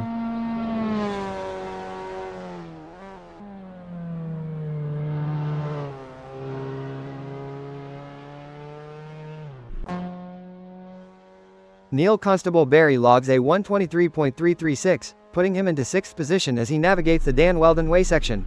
Dan Weldon Way, it's a section that demands a smooth transition. I always found that carrying speed through there without scrubbing off too much momentum was key to setting up the rest of the lap.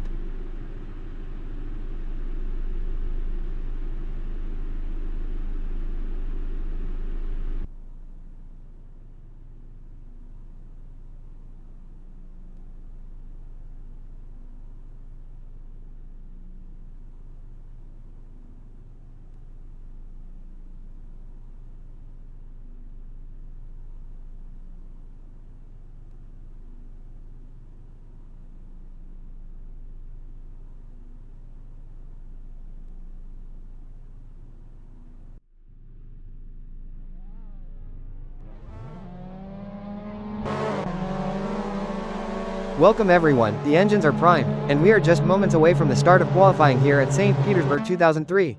Conditions couldn't be much better. That light breeze means the drivers have no excuses when it comes to finding the absolute limit of grip out there. Martin Mole is currently navigating the Dolly Boulevard section, still looking to set his first flying lap with just under 4.5 minutes left in this crucial qualifying session.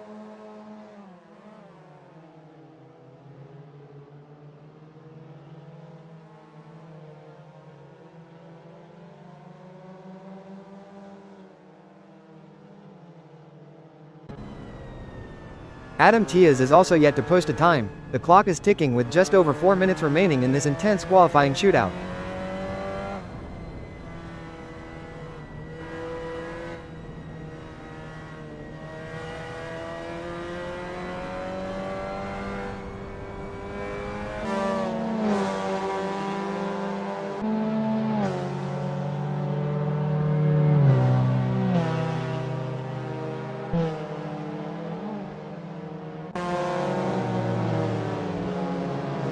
David Constable Barry is currently navigating the challenging Dan Weldon Way, still searching for that critical first lap time as the clock shows just 3 minutes and 43 seconds remaining.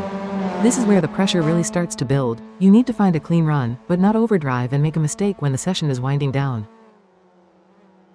Martin Mole pushes hard through runway 7, still needing to put a time on the board with just 3 minutes and 24 seconds remaining in qualifying.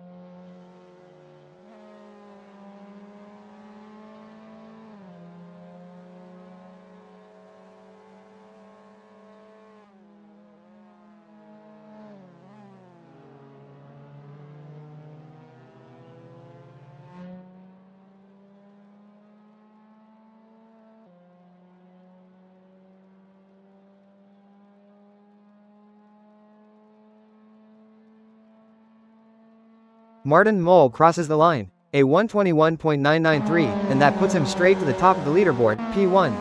That's a strong marker to lay down. You want to get that fast lap in early, then you can decide if you need to push for more.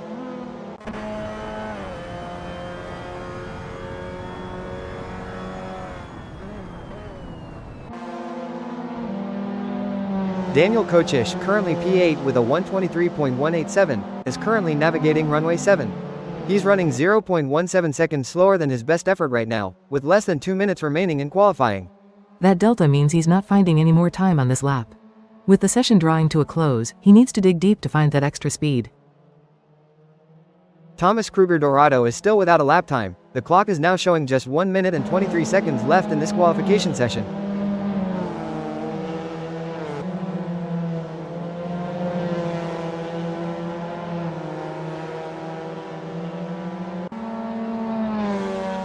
Joel Lemrick is flying on this lap. He's currently P8 but running 0.2 faster than his personal best through Dan Weldon Way, with just over a minute left on the clock. This is it, the final push for many drivers. You can feel the intensity. Finding 0.2 at this stage of qualifying can be the difference between starting well up the grid or further back.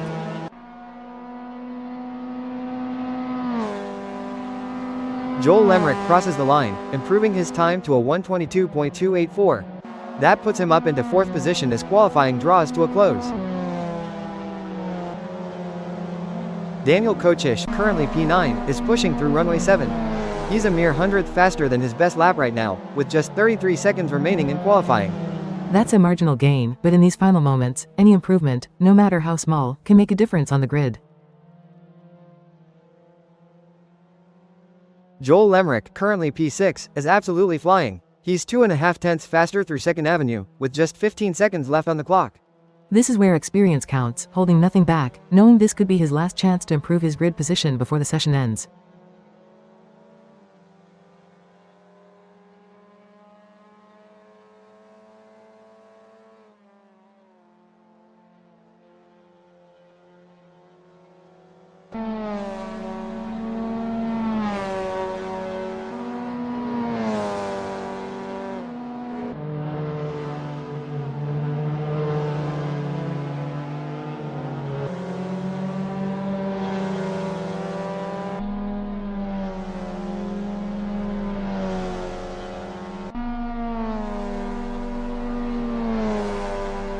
Joel Lemrick improves again, a 122.017 puts him up to 4th position, an excellent late run in qualifying.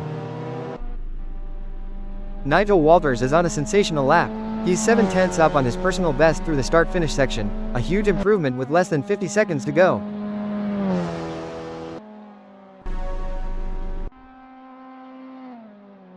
Dominic Fovarg is currently P5 with a 122.258, running precisely on his best lap time as he navigates runway 7, with exactly 1 minute left in qualifying.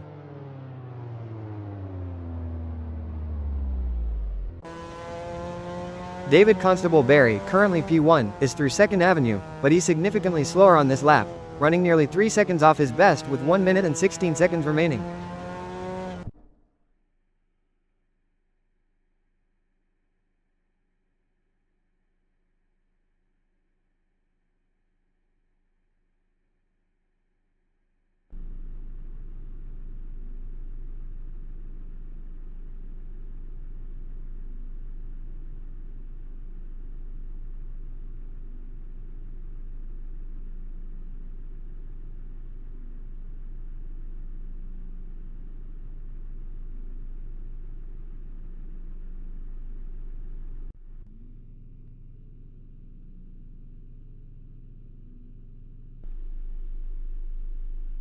Welcome race fans to St. Petersburg. The engines are revving, the tension is palpable as we prepare for the start of what promises to be an incredible race here in 2003. With such a low wind speed today, the drivers won't have to contend with any unpredictable gusts, which means a focus purely on car setup and nailing that launch off the grid. Thomas Kruger Dorado, hailing from the UK, starts from an excellent 2nd position today in his Mazda MX5 Cup car, a strong showing from our Pro-Am class driver. Starting on the front row as a Pro-Am driver is a testament to his skill. The MX5 Cup can be a real weapon if you can get it to stick, especially on a street circuit like this. Just behind him, in 4th, we have Joel Lemrick from the Netherlands, also in an MX5 Cup machine, competing in the AM class. 4th on the grid for an AM driver is a fantastic effort. The key for him will be to manage the aggression of the start and find his rhythm early in the race. Moving further down the grid to 6th position, we find Rich Snape from the United Kingdom, in his Mazda, also competing in the AM class. Right next to him in 7th, it's Niall Gagan from Ireland, also in a Mazda, another AM class entry to keep an eye on.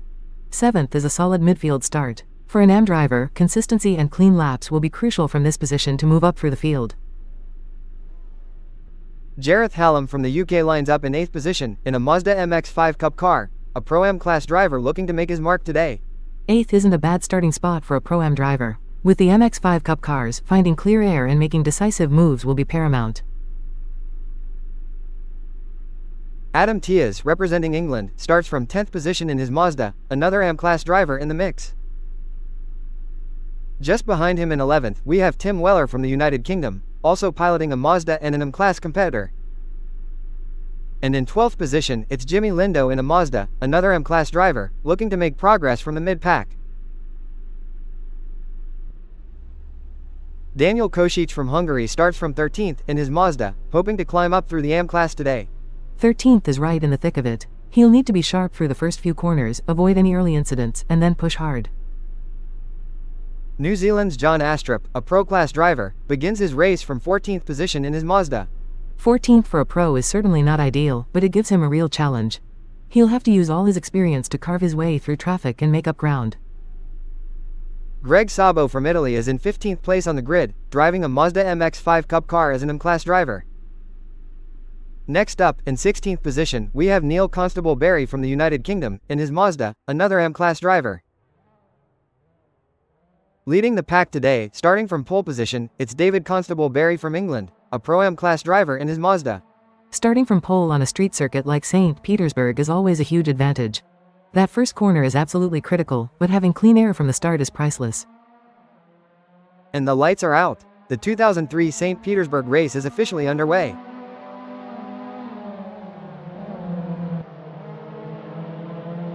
David Constable Barry holds his nerve off the line and maintains his lead, staying in first position as they roar into turn 1.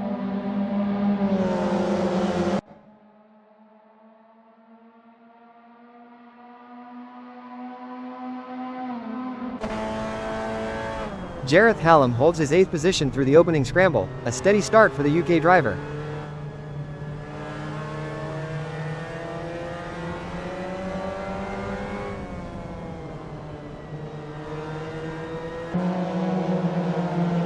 Gareth Hallam continues to hold that 8th spot as the field settles into the opening lap, maintaining his starting position. Maintaining position in the early chaos is often as good as gaining places. He's kept it clean and can now focus on the race ahead.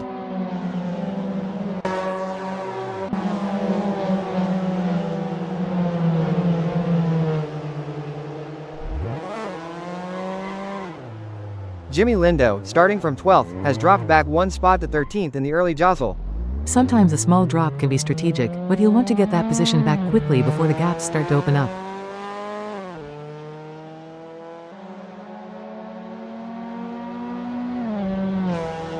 A significant change for Jimmy Lindo, who has plummeted further down the order, now in 16th position. That's a tough opening for him. Greg Sabo is now well ahead, with a massive 14.3 second gap already opening up. He's lost touch with that group. We're now with John Astrup, running in 15th position, chasing down Neil Constable Barry, who is just 0.3 of a second ahead of him. That's a tight battle, a classic slipstream opportunity right there. With 10 minutes plus a lap remaining, he has plenty of time to make a move if he can maintain that pace. John Astrup has made up a spot. He's now in 14th, but the gap to Neil Constable Barry in 13th remains at 0.3 of a second. Martin Mull is running in a strong 2nd position, but he's got Dominic Fovard right on his tail, absolutely no gap between them in a fierce battle for P2. And Martin Mull has lost that 2nd position. Dominic Fovard has made the move, now 1.2 seconds clear in P2.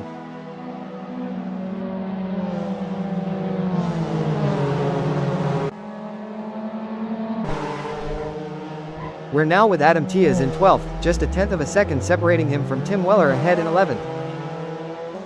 Adam Tias has dropped back significantly. He's now in 14th, and Tim Weller is a distant 7.4 seconds ahead in 12th.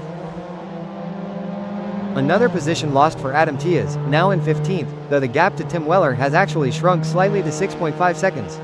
He's still losing ground overall in his battle for position. He needs to find some pace or he'll be completely isolated out there.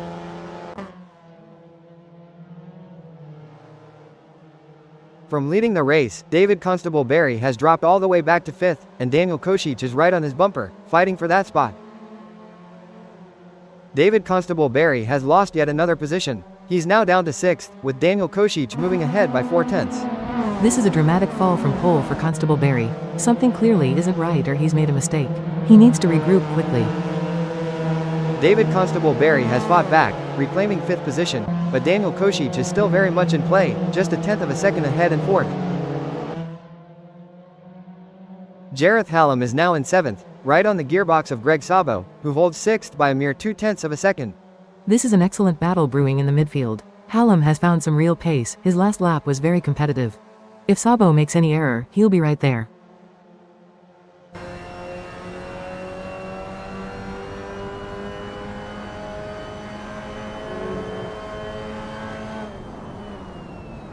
The gap between Gareth Hallam and Greg Sabo has closed even further. It's now just 0.1 of a second separating them for 6th place. Now focusing on Greg Sabo in 6th, he's under immense pressure from Gareth Hallam, who is just 0.1 of a second behind him. You can practically hear Hallam breathing down his neck. This is exactly where mistakes happen. Holding off someone that close for an entire lap is physically and mentally draining.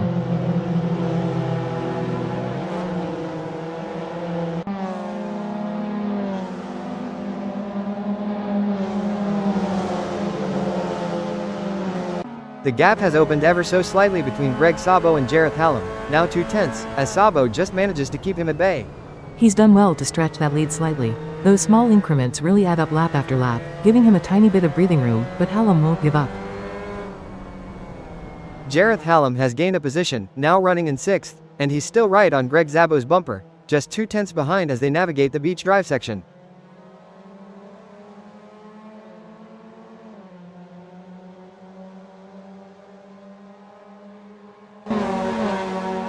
John Astrup has climbed to 9th position, now trailing Nigel Walters in 8th by just 0.3 of a second. He's really working hard to make up for that starting position. 0.3 is definitely within striking distance, especially if he can get a good run through the corners. John Astrup has made the move. He's now up into 8th position, with Nigel Walters dropping back to 9th, 3/10 behind. That's what you expect from a pro driver. He's been patient, picked his moment, and executed a clean pass. That's a good drive from him so far. Niall Gagan is currently in 10th, hot on the heels of Nigel Walters in 9th, with only 2/10 separating them. Gagan's last lap was very quick, showing he has the pace to challenge. This part of the track can offer some overtaking opportunities if he's brave enough.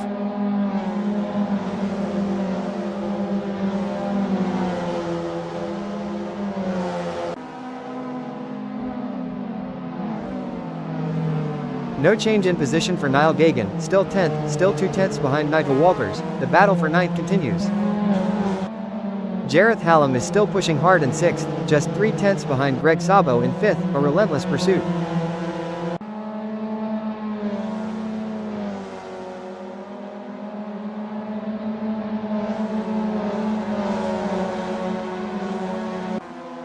The gap has stretched a bit between Jareth Hallam and Greg Sabo, now 6/10, with Sabo holding 5th. Sabo must have put in a really strong section of the lap there.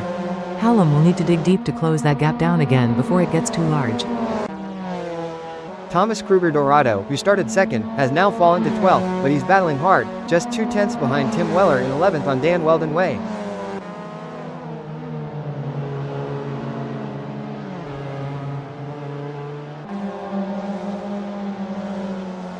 Thomas Kruger Dorado has reclaimed a position. He's now in 11th, putting Tim Weller behind him, with literally no gap between them.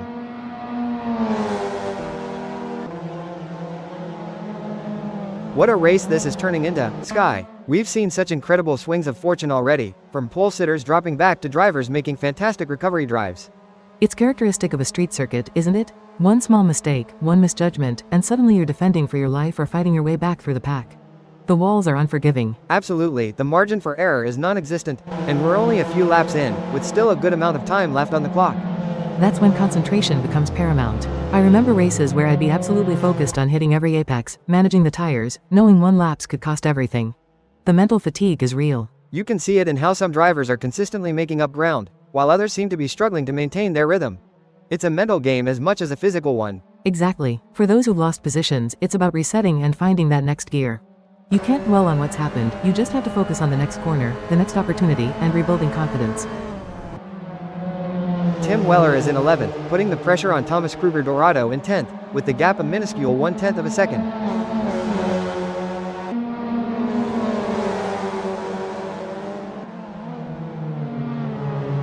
Tim Weller has dropped another spot, now in 12th, and Thomas Kruger Dorado has pulled out to a half-second lead in 10th.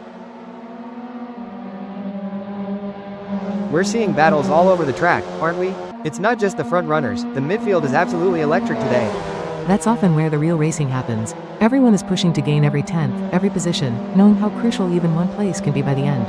And with the time ticking down, those small gaps are becoming even more significant. Absolutely. You start to see drivers taking more risks, trying to force an opening. It takes a cool head to know when to push and when to hold back. Especially in these MX5s, where the cars are so evenly matched. It really comes down to driver skill and nerve. It does. That feeling of being right on someone's tail, trying to find that perfect moment to make the move, it's an incredible sensation to be in the car.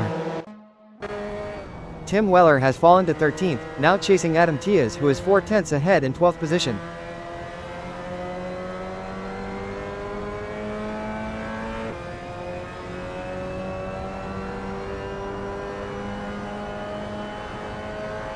The gap between Tim Weller and Adam Tias has just slightly widened to half a second, still with Tias ahead in 12th. He's just not finding the pace to close that gap. That extra 10th can feel like a mile when you're trying to make a pass stick.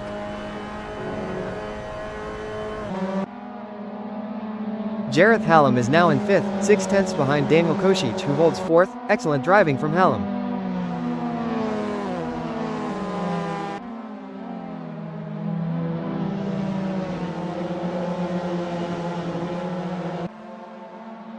Jareth Hallam has closed the gap to Daniel Kosic, now just 4/10 separating them in the battle for 4th.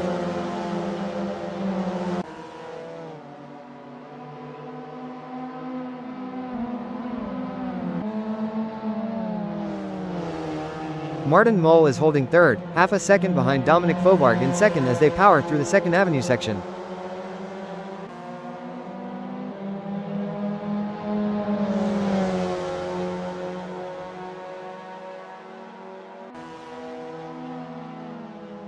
Martin Mole is closing on Dominic Fovard, the gap now down to 4/10 as they battle for second.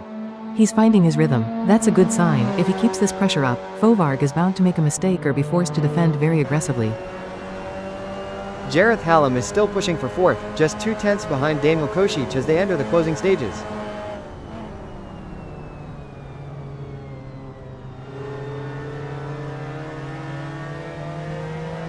Jareth Hallam has made the pass. He's up into fourth position, leaving Daniel Kosic right on his tail, no gap at all. What a phenomenal move from Jareth Hallam there, Sky. That was a perfectly executed pass, taking fourth place. Absolutely, Hal. To close that gap down to 2/10 and then make the move stick, especially with Kosic defending, shows real composure under pressure.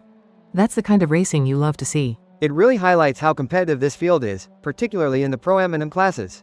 Everyone is finding pace and looking for opportunities. These MX5s are fantastic for close racing. They teach you so much about car control and carrying momentum. You have to be precise with your inputs. Any slip up and you'll lose a position or two instantly.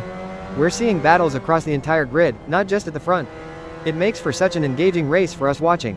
It certainly does. Every driver out there is fighting their own battle, whether it's for the lead, a top 5 finish, or just to hold onto their position. It's exhilarating from start to finish. Tim Weller is in 13th, now chasing Thomas Kruger Dorado, who is just 2/10 ahead in 12th. He's definitely found some pace there, a new personal best lap time. If he keeps this up, he could be challenging for that position very soon.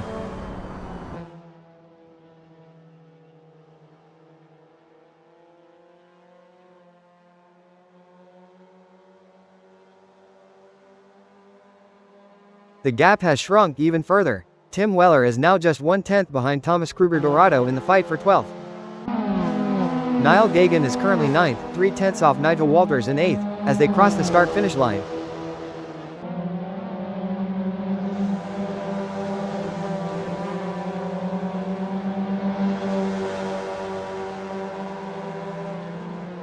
No change in the gap, Niall Gagan remains 3/10 behind Nigel Walters. The battle for 8th is still on. He's consistent, but sometimes you need a little something extra to make the move. Perhaps he's waiting for Walters to make a slight error. We're seeing a lot of these sustained battles today, aren't we, Sky? Drivers holding tenths apart for multiple laps. It speaks to the caliber of the field and the setup of these cars. When the performance is so close, it comes down to driver consistency, hitting marks lap after lap. You really have to admire the concentration levels these drivers are displaying, particularly on a street circuit like St. Petersburg where there's no room for error. Absolutely. Every curb, every barrier is a potential race ender. You're constantly calculating risk versus reward, especially when you're right on someone's tail. And with the race winding down, those calculations become even more intense, knowing that every move could be the decider. It's the ultimate test. The tires are wearing, the fuel load is changing, and the pressure is mounting. The driver who can stay calm and make smart decisions under that pressure will prevail. Joel Lemrick crosses the line. What a drive from 4th on the grid. He is your race winner here at St. Petersburg. Dominic Fovard takes 2nd place. An impressive climb from 5th on the grid to finish just behind our winner. That's a fantastic recovery drive to secure P2. He obviously had the pace and kept his head down throughout the race to earn that result. Martin Mole holds on for 3rd place. A strong finish for the driver who started in position 3. He maintained that podium position right from the start. That's a very disciplined drive to secure a top 3 finish on this challenging circuit. And here come the next finishers. Jareth Hallam crosses the line for 4th, Daniel Kosic takes 5th, John Astrup finishes an impressive 6th, and David Constable Barry comes home in 7th. Hallam and Kosic showed great racecraft to climb into the top 5. Astrup's recovery from 14th to 6th is a real pro drive, while Constable Barry will be disappointed with 7th after starting on pole. Jimmy Lindo pulls into the pits from 16th position on lap 10, with just 3 minutes remaining on the clock. That's an unusual time to pit unless he's had an issue or simply decided to retire the car. At this stage, it's certainly not for a strategic tire change. More drivers cross the line. Nigel Walters in 8th, Niall Gagan in 9th, Greg Sabo takes 10th, and Tim Weller finishes in 11th position. These midfield battles were relentless all race. Walters and Gagan both consistent, Sabo holding his own in the top 10, and Weller will be looking for improvements next time out. And Jimmy Lindo has indeed come into the pits, bringing his race to an early end from 16th position. Rounding out the finishers, Adam Tias takes 12th, Thomas Kruger Dorado finishes 13th, Neil Constable Barry in 14th, and Rich Snape completes the field in 15th. Tias held his ground well in the later stages. Kruger Dorado will be reflecting on what could have been after starting P2, and Constable Barry and Snape will be looking to improve for the next event.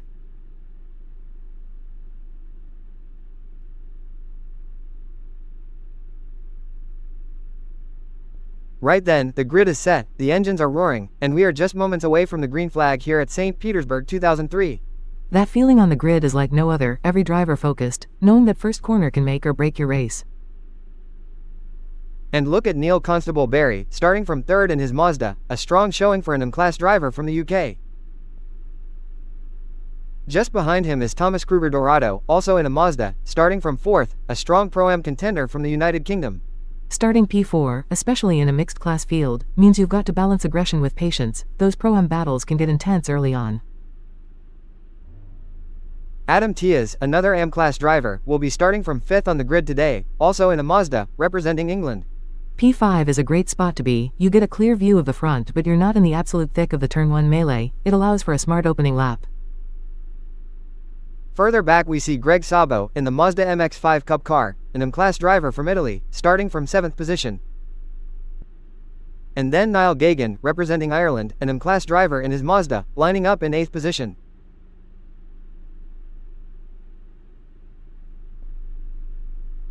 Nigel Walters, another M-Class driver, from the United Kingdom, is starting from 9th in his Mazda MX5 Cup car. Moving back to 10th, we have David Constable Barry, a Pro-Am driver from England, behind the wheel of a Mazda MX5 Cup car. 10th isn't a bad place to start, especially for a Pro-Am. It means you're in the mix, but often with a clearer run through the first few corners than the absolute front row chaos. John Astrup from New Zealand, a Pro-Class driver, is down in 11th position in his Mazda, looking to make up ground. Daniel Kosic, an M-Class driver from Hungary, starts from 12th position in his Mazda today.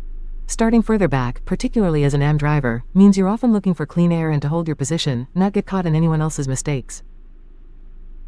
Jareth Hallam, a Pro-Am driver from the United Kingdom, starts from 13th in his Mazda MX5 Cup car. 13th means you're really in the thick of it, needing quick reflexes and a good read of what's happening ahead to avoid any first lap incidents. Dominic Fovarg, a Pro-Am driver from the United Kingdom, starts from 15th in his Mazda today. And Joel Lemerick, an M-Class driver from the Netherlands, is in 16th position in his Mazda.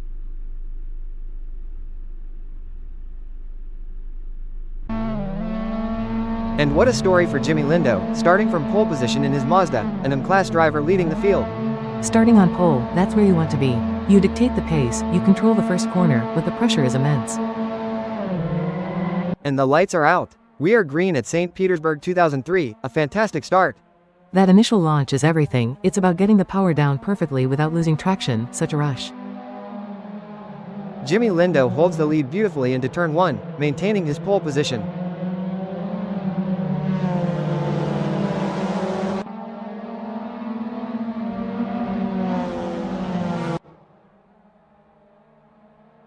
That's a clean getaway, holding the line and defending that inside perfectly. Essential for an AM driver to control the front early.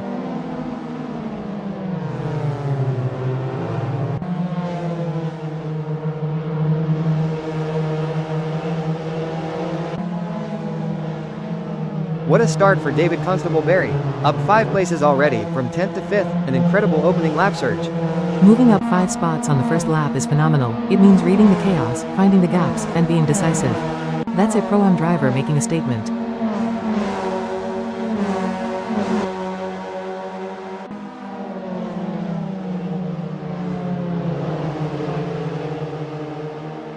Jareth Hallam also making good progress, up 2 positions from 13th to 11th in the early stages.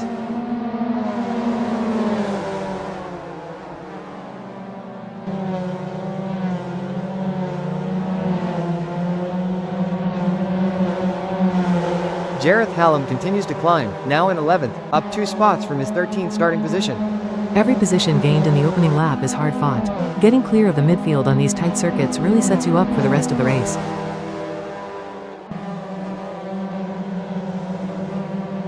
Joel Lemerick has made great progress to 13th, now just 3/10 behind Jareth Hallam, who has fallen back to 12th after his earlier surge.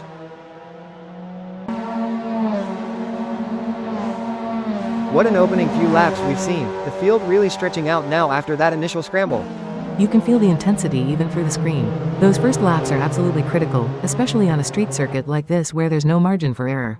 We've seen some fantastic moves and some drivers really making up ground, like David Constable Barry's incredible start. That's what you practice for, that moment the lights go out.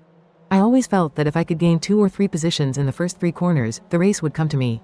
And on the flip side, sometimes holding your ground is just as impressive, particularly when you're battling in a tight pack. Absolutely. Sometimes the smartest move is to just survive those opening laps, especially if you're not on the absolute optimal line. Live to fight another lap. We're now with John Astrup in 10th, setting a 1:36.740, just 2/10 behind Dominic Fovarg in 9th as they battle on lap 1. That's a pro-class driver pushing hard to make up ground. A 2/10 gap is nothing, you can feel that pressure, always looking for a way past.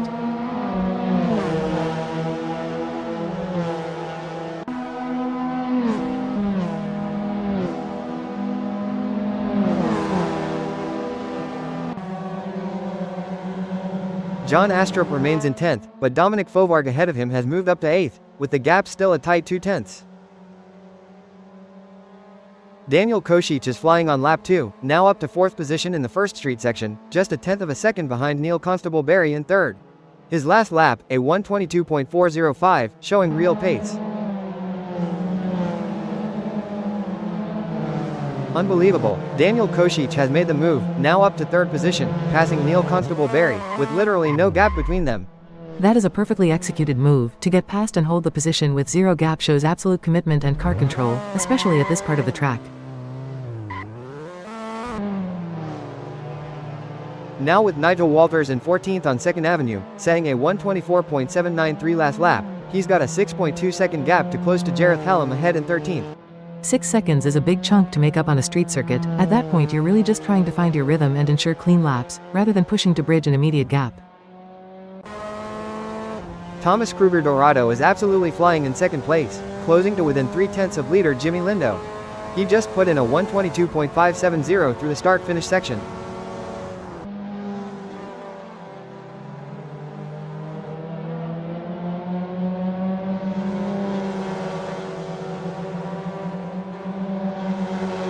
Thomas Kruger Dorado is still pushing hard in 2nd, but the gap to Jimmy Lindo has just opened up slightly to half a second. That's often the case when you're chasing. Sometimes you gain a bit, then the leader responds or you just overcook it slightly. Consistency is key here. David Constable Barry is right on Daniel Kosich's gearbox for 3rd, the gap is 0.0 seconds. He's pushing hard with a best lap of 1:22.968, what a battle for the podium. And David Constable Barry has done it. He's moved past Daniel Kosich, now into 3rd position, creating a 4/10 gap in the process. That's what happens when you keep the pressure on. He found the opening, took it cleanly, and then immediately tried to break the toe. Very smart driving. Tim Weller is battling hard for 6th, just 2/10 behind Neil Constable Barry. He's currently in 7th on lap 3, clocking a 1:22.669 last lap. 2/10, that's practically bumper to bumper. This is where precision and nerve really count, looking for any mistake from the car ahead.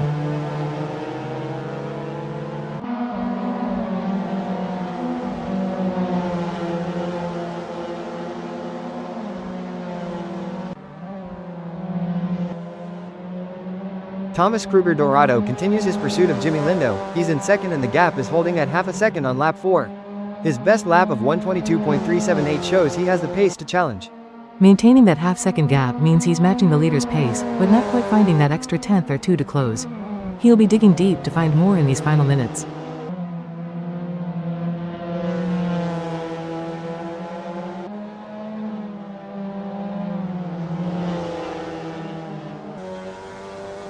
Greg Sabo is now in 5th, just 4/10 behind Daniel Kosich in 4th.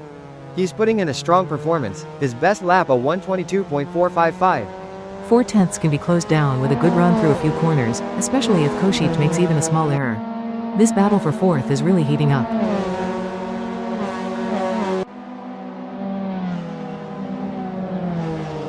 Greg Sabo has done it. He's moved into 4th position, passing Daniel Kosic, and the gap is absolutely zero. That's what you call a clean pass under immense pressure, to get through and immediately hold the line with literally no margin. It takes incredible confidence. Daniel Kosic is now running in 5th, 3/10 behind Greg Sabo after losing that position. His best lap is still a 1:22.405, so he has the pace to fight back. He'll be looking to regroup after that pass. Sometimes a small mistake can open the door, but knowing you have the pace means you can still apply pressure and look for an immediate counter. Adam Tiaz is now in 13th, 1.8 seconds behind John Astrup in 12th on lap 4. He just posted his best lap, a 1:23.702.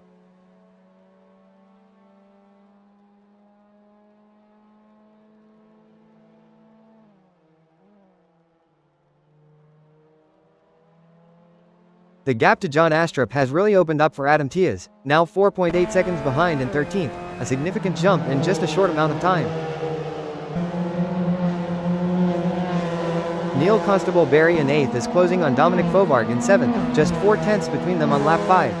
His best lap of 1:23.147 shows he's got good speed. This is an AM driver chasing a Pro-Am, so Neil will be pushing for every 10th. 4/10 is definitely a manageable gap to try and bridge in these final minutes.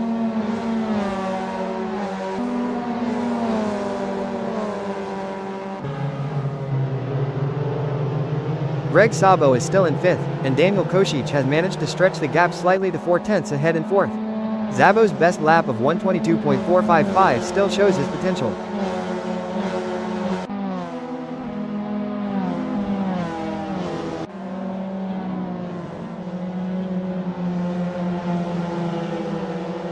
The gap between Greg Sabo and Daniel Kosic has now widened to 0.8 seconds, Kosic finding a bit more pace to pull away.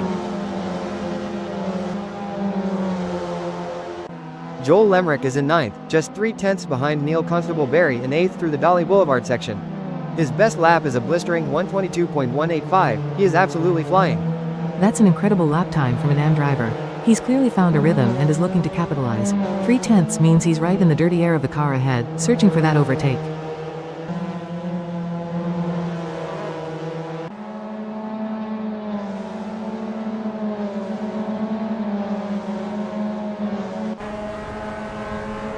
Tim Weller is now just 1/10 of a second behind Greg Sabo in the battle for 5th position on lap 6. This is incredibly tight.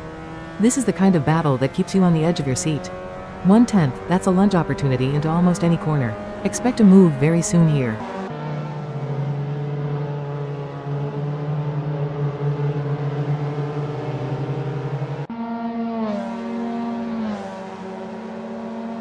Greg Sabo has pulled away slightly from Tim Weller, the gap now up to 0.8 of a second for 5th. Now we're seeing a new battle heating up. Dominic Fovarg is right on Tim Weller's tail for 6th, just 1/10 separating them on lap 6. This is exactly why you can't relax for a second in a race. Fovarg has the pace, a best lap of 1:22.572, and he's looking to put Weller under pressure immediately. Huge move from Dominic Fovarg. He's gained 2 positions and is now up to 5th, with Tim Weller just 2/10 behind him in 6th. To gain 2 spots like that takes bravery and precise execution. Fovarg clearly saw an opportunity and didn't hesitate. That's top-tier racing right there. Niall Gagan is right on the tail of John Astrup in the battle for 10th position, just 2/10 separating them on lap 7.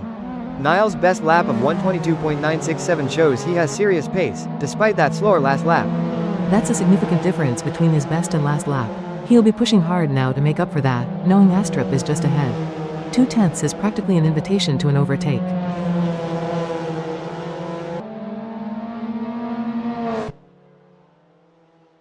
Jareth Hallam is now in 13th, just 2/10 behind Adam Tiaz in 12th on lap 7. Hallam's best lap of 1:22.636 shows he can be much quicker than his last lap. 2/10 means Hallam is right there, ready to pounce. He's got the speed, it's just about finding that perfect opportunity and being brave enough to take it, especially when the race is winding down.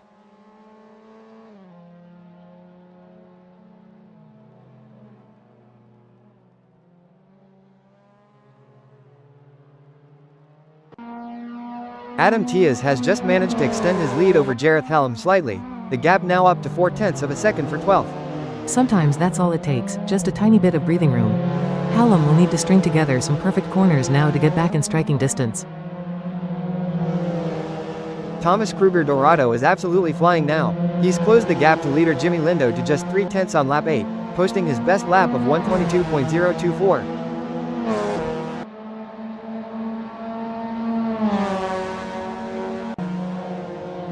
Neil Constable Barry is in 8th, 4/10 behind Tim Weller in 7th through the Central Avenue Southeast section on lap 8.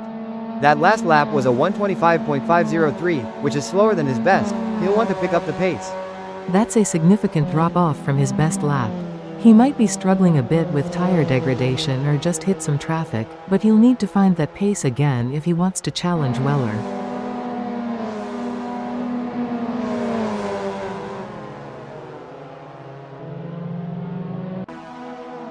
Adam Tiaz is now in 11th, 0.6 seconds behind Niall Gagan in 10th on lap 8. He's trying to close that gap, but his pace has dropped from his best lap of 1:23.243.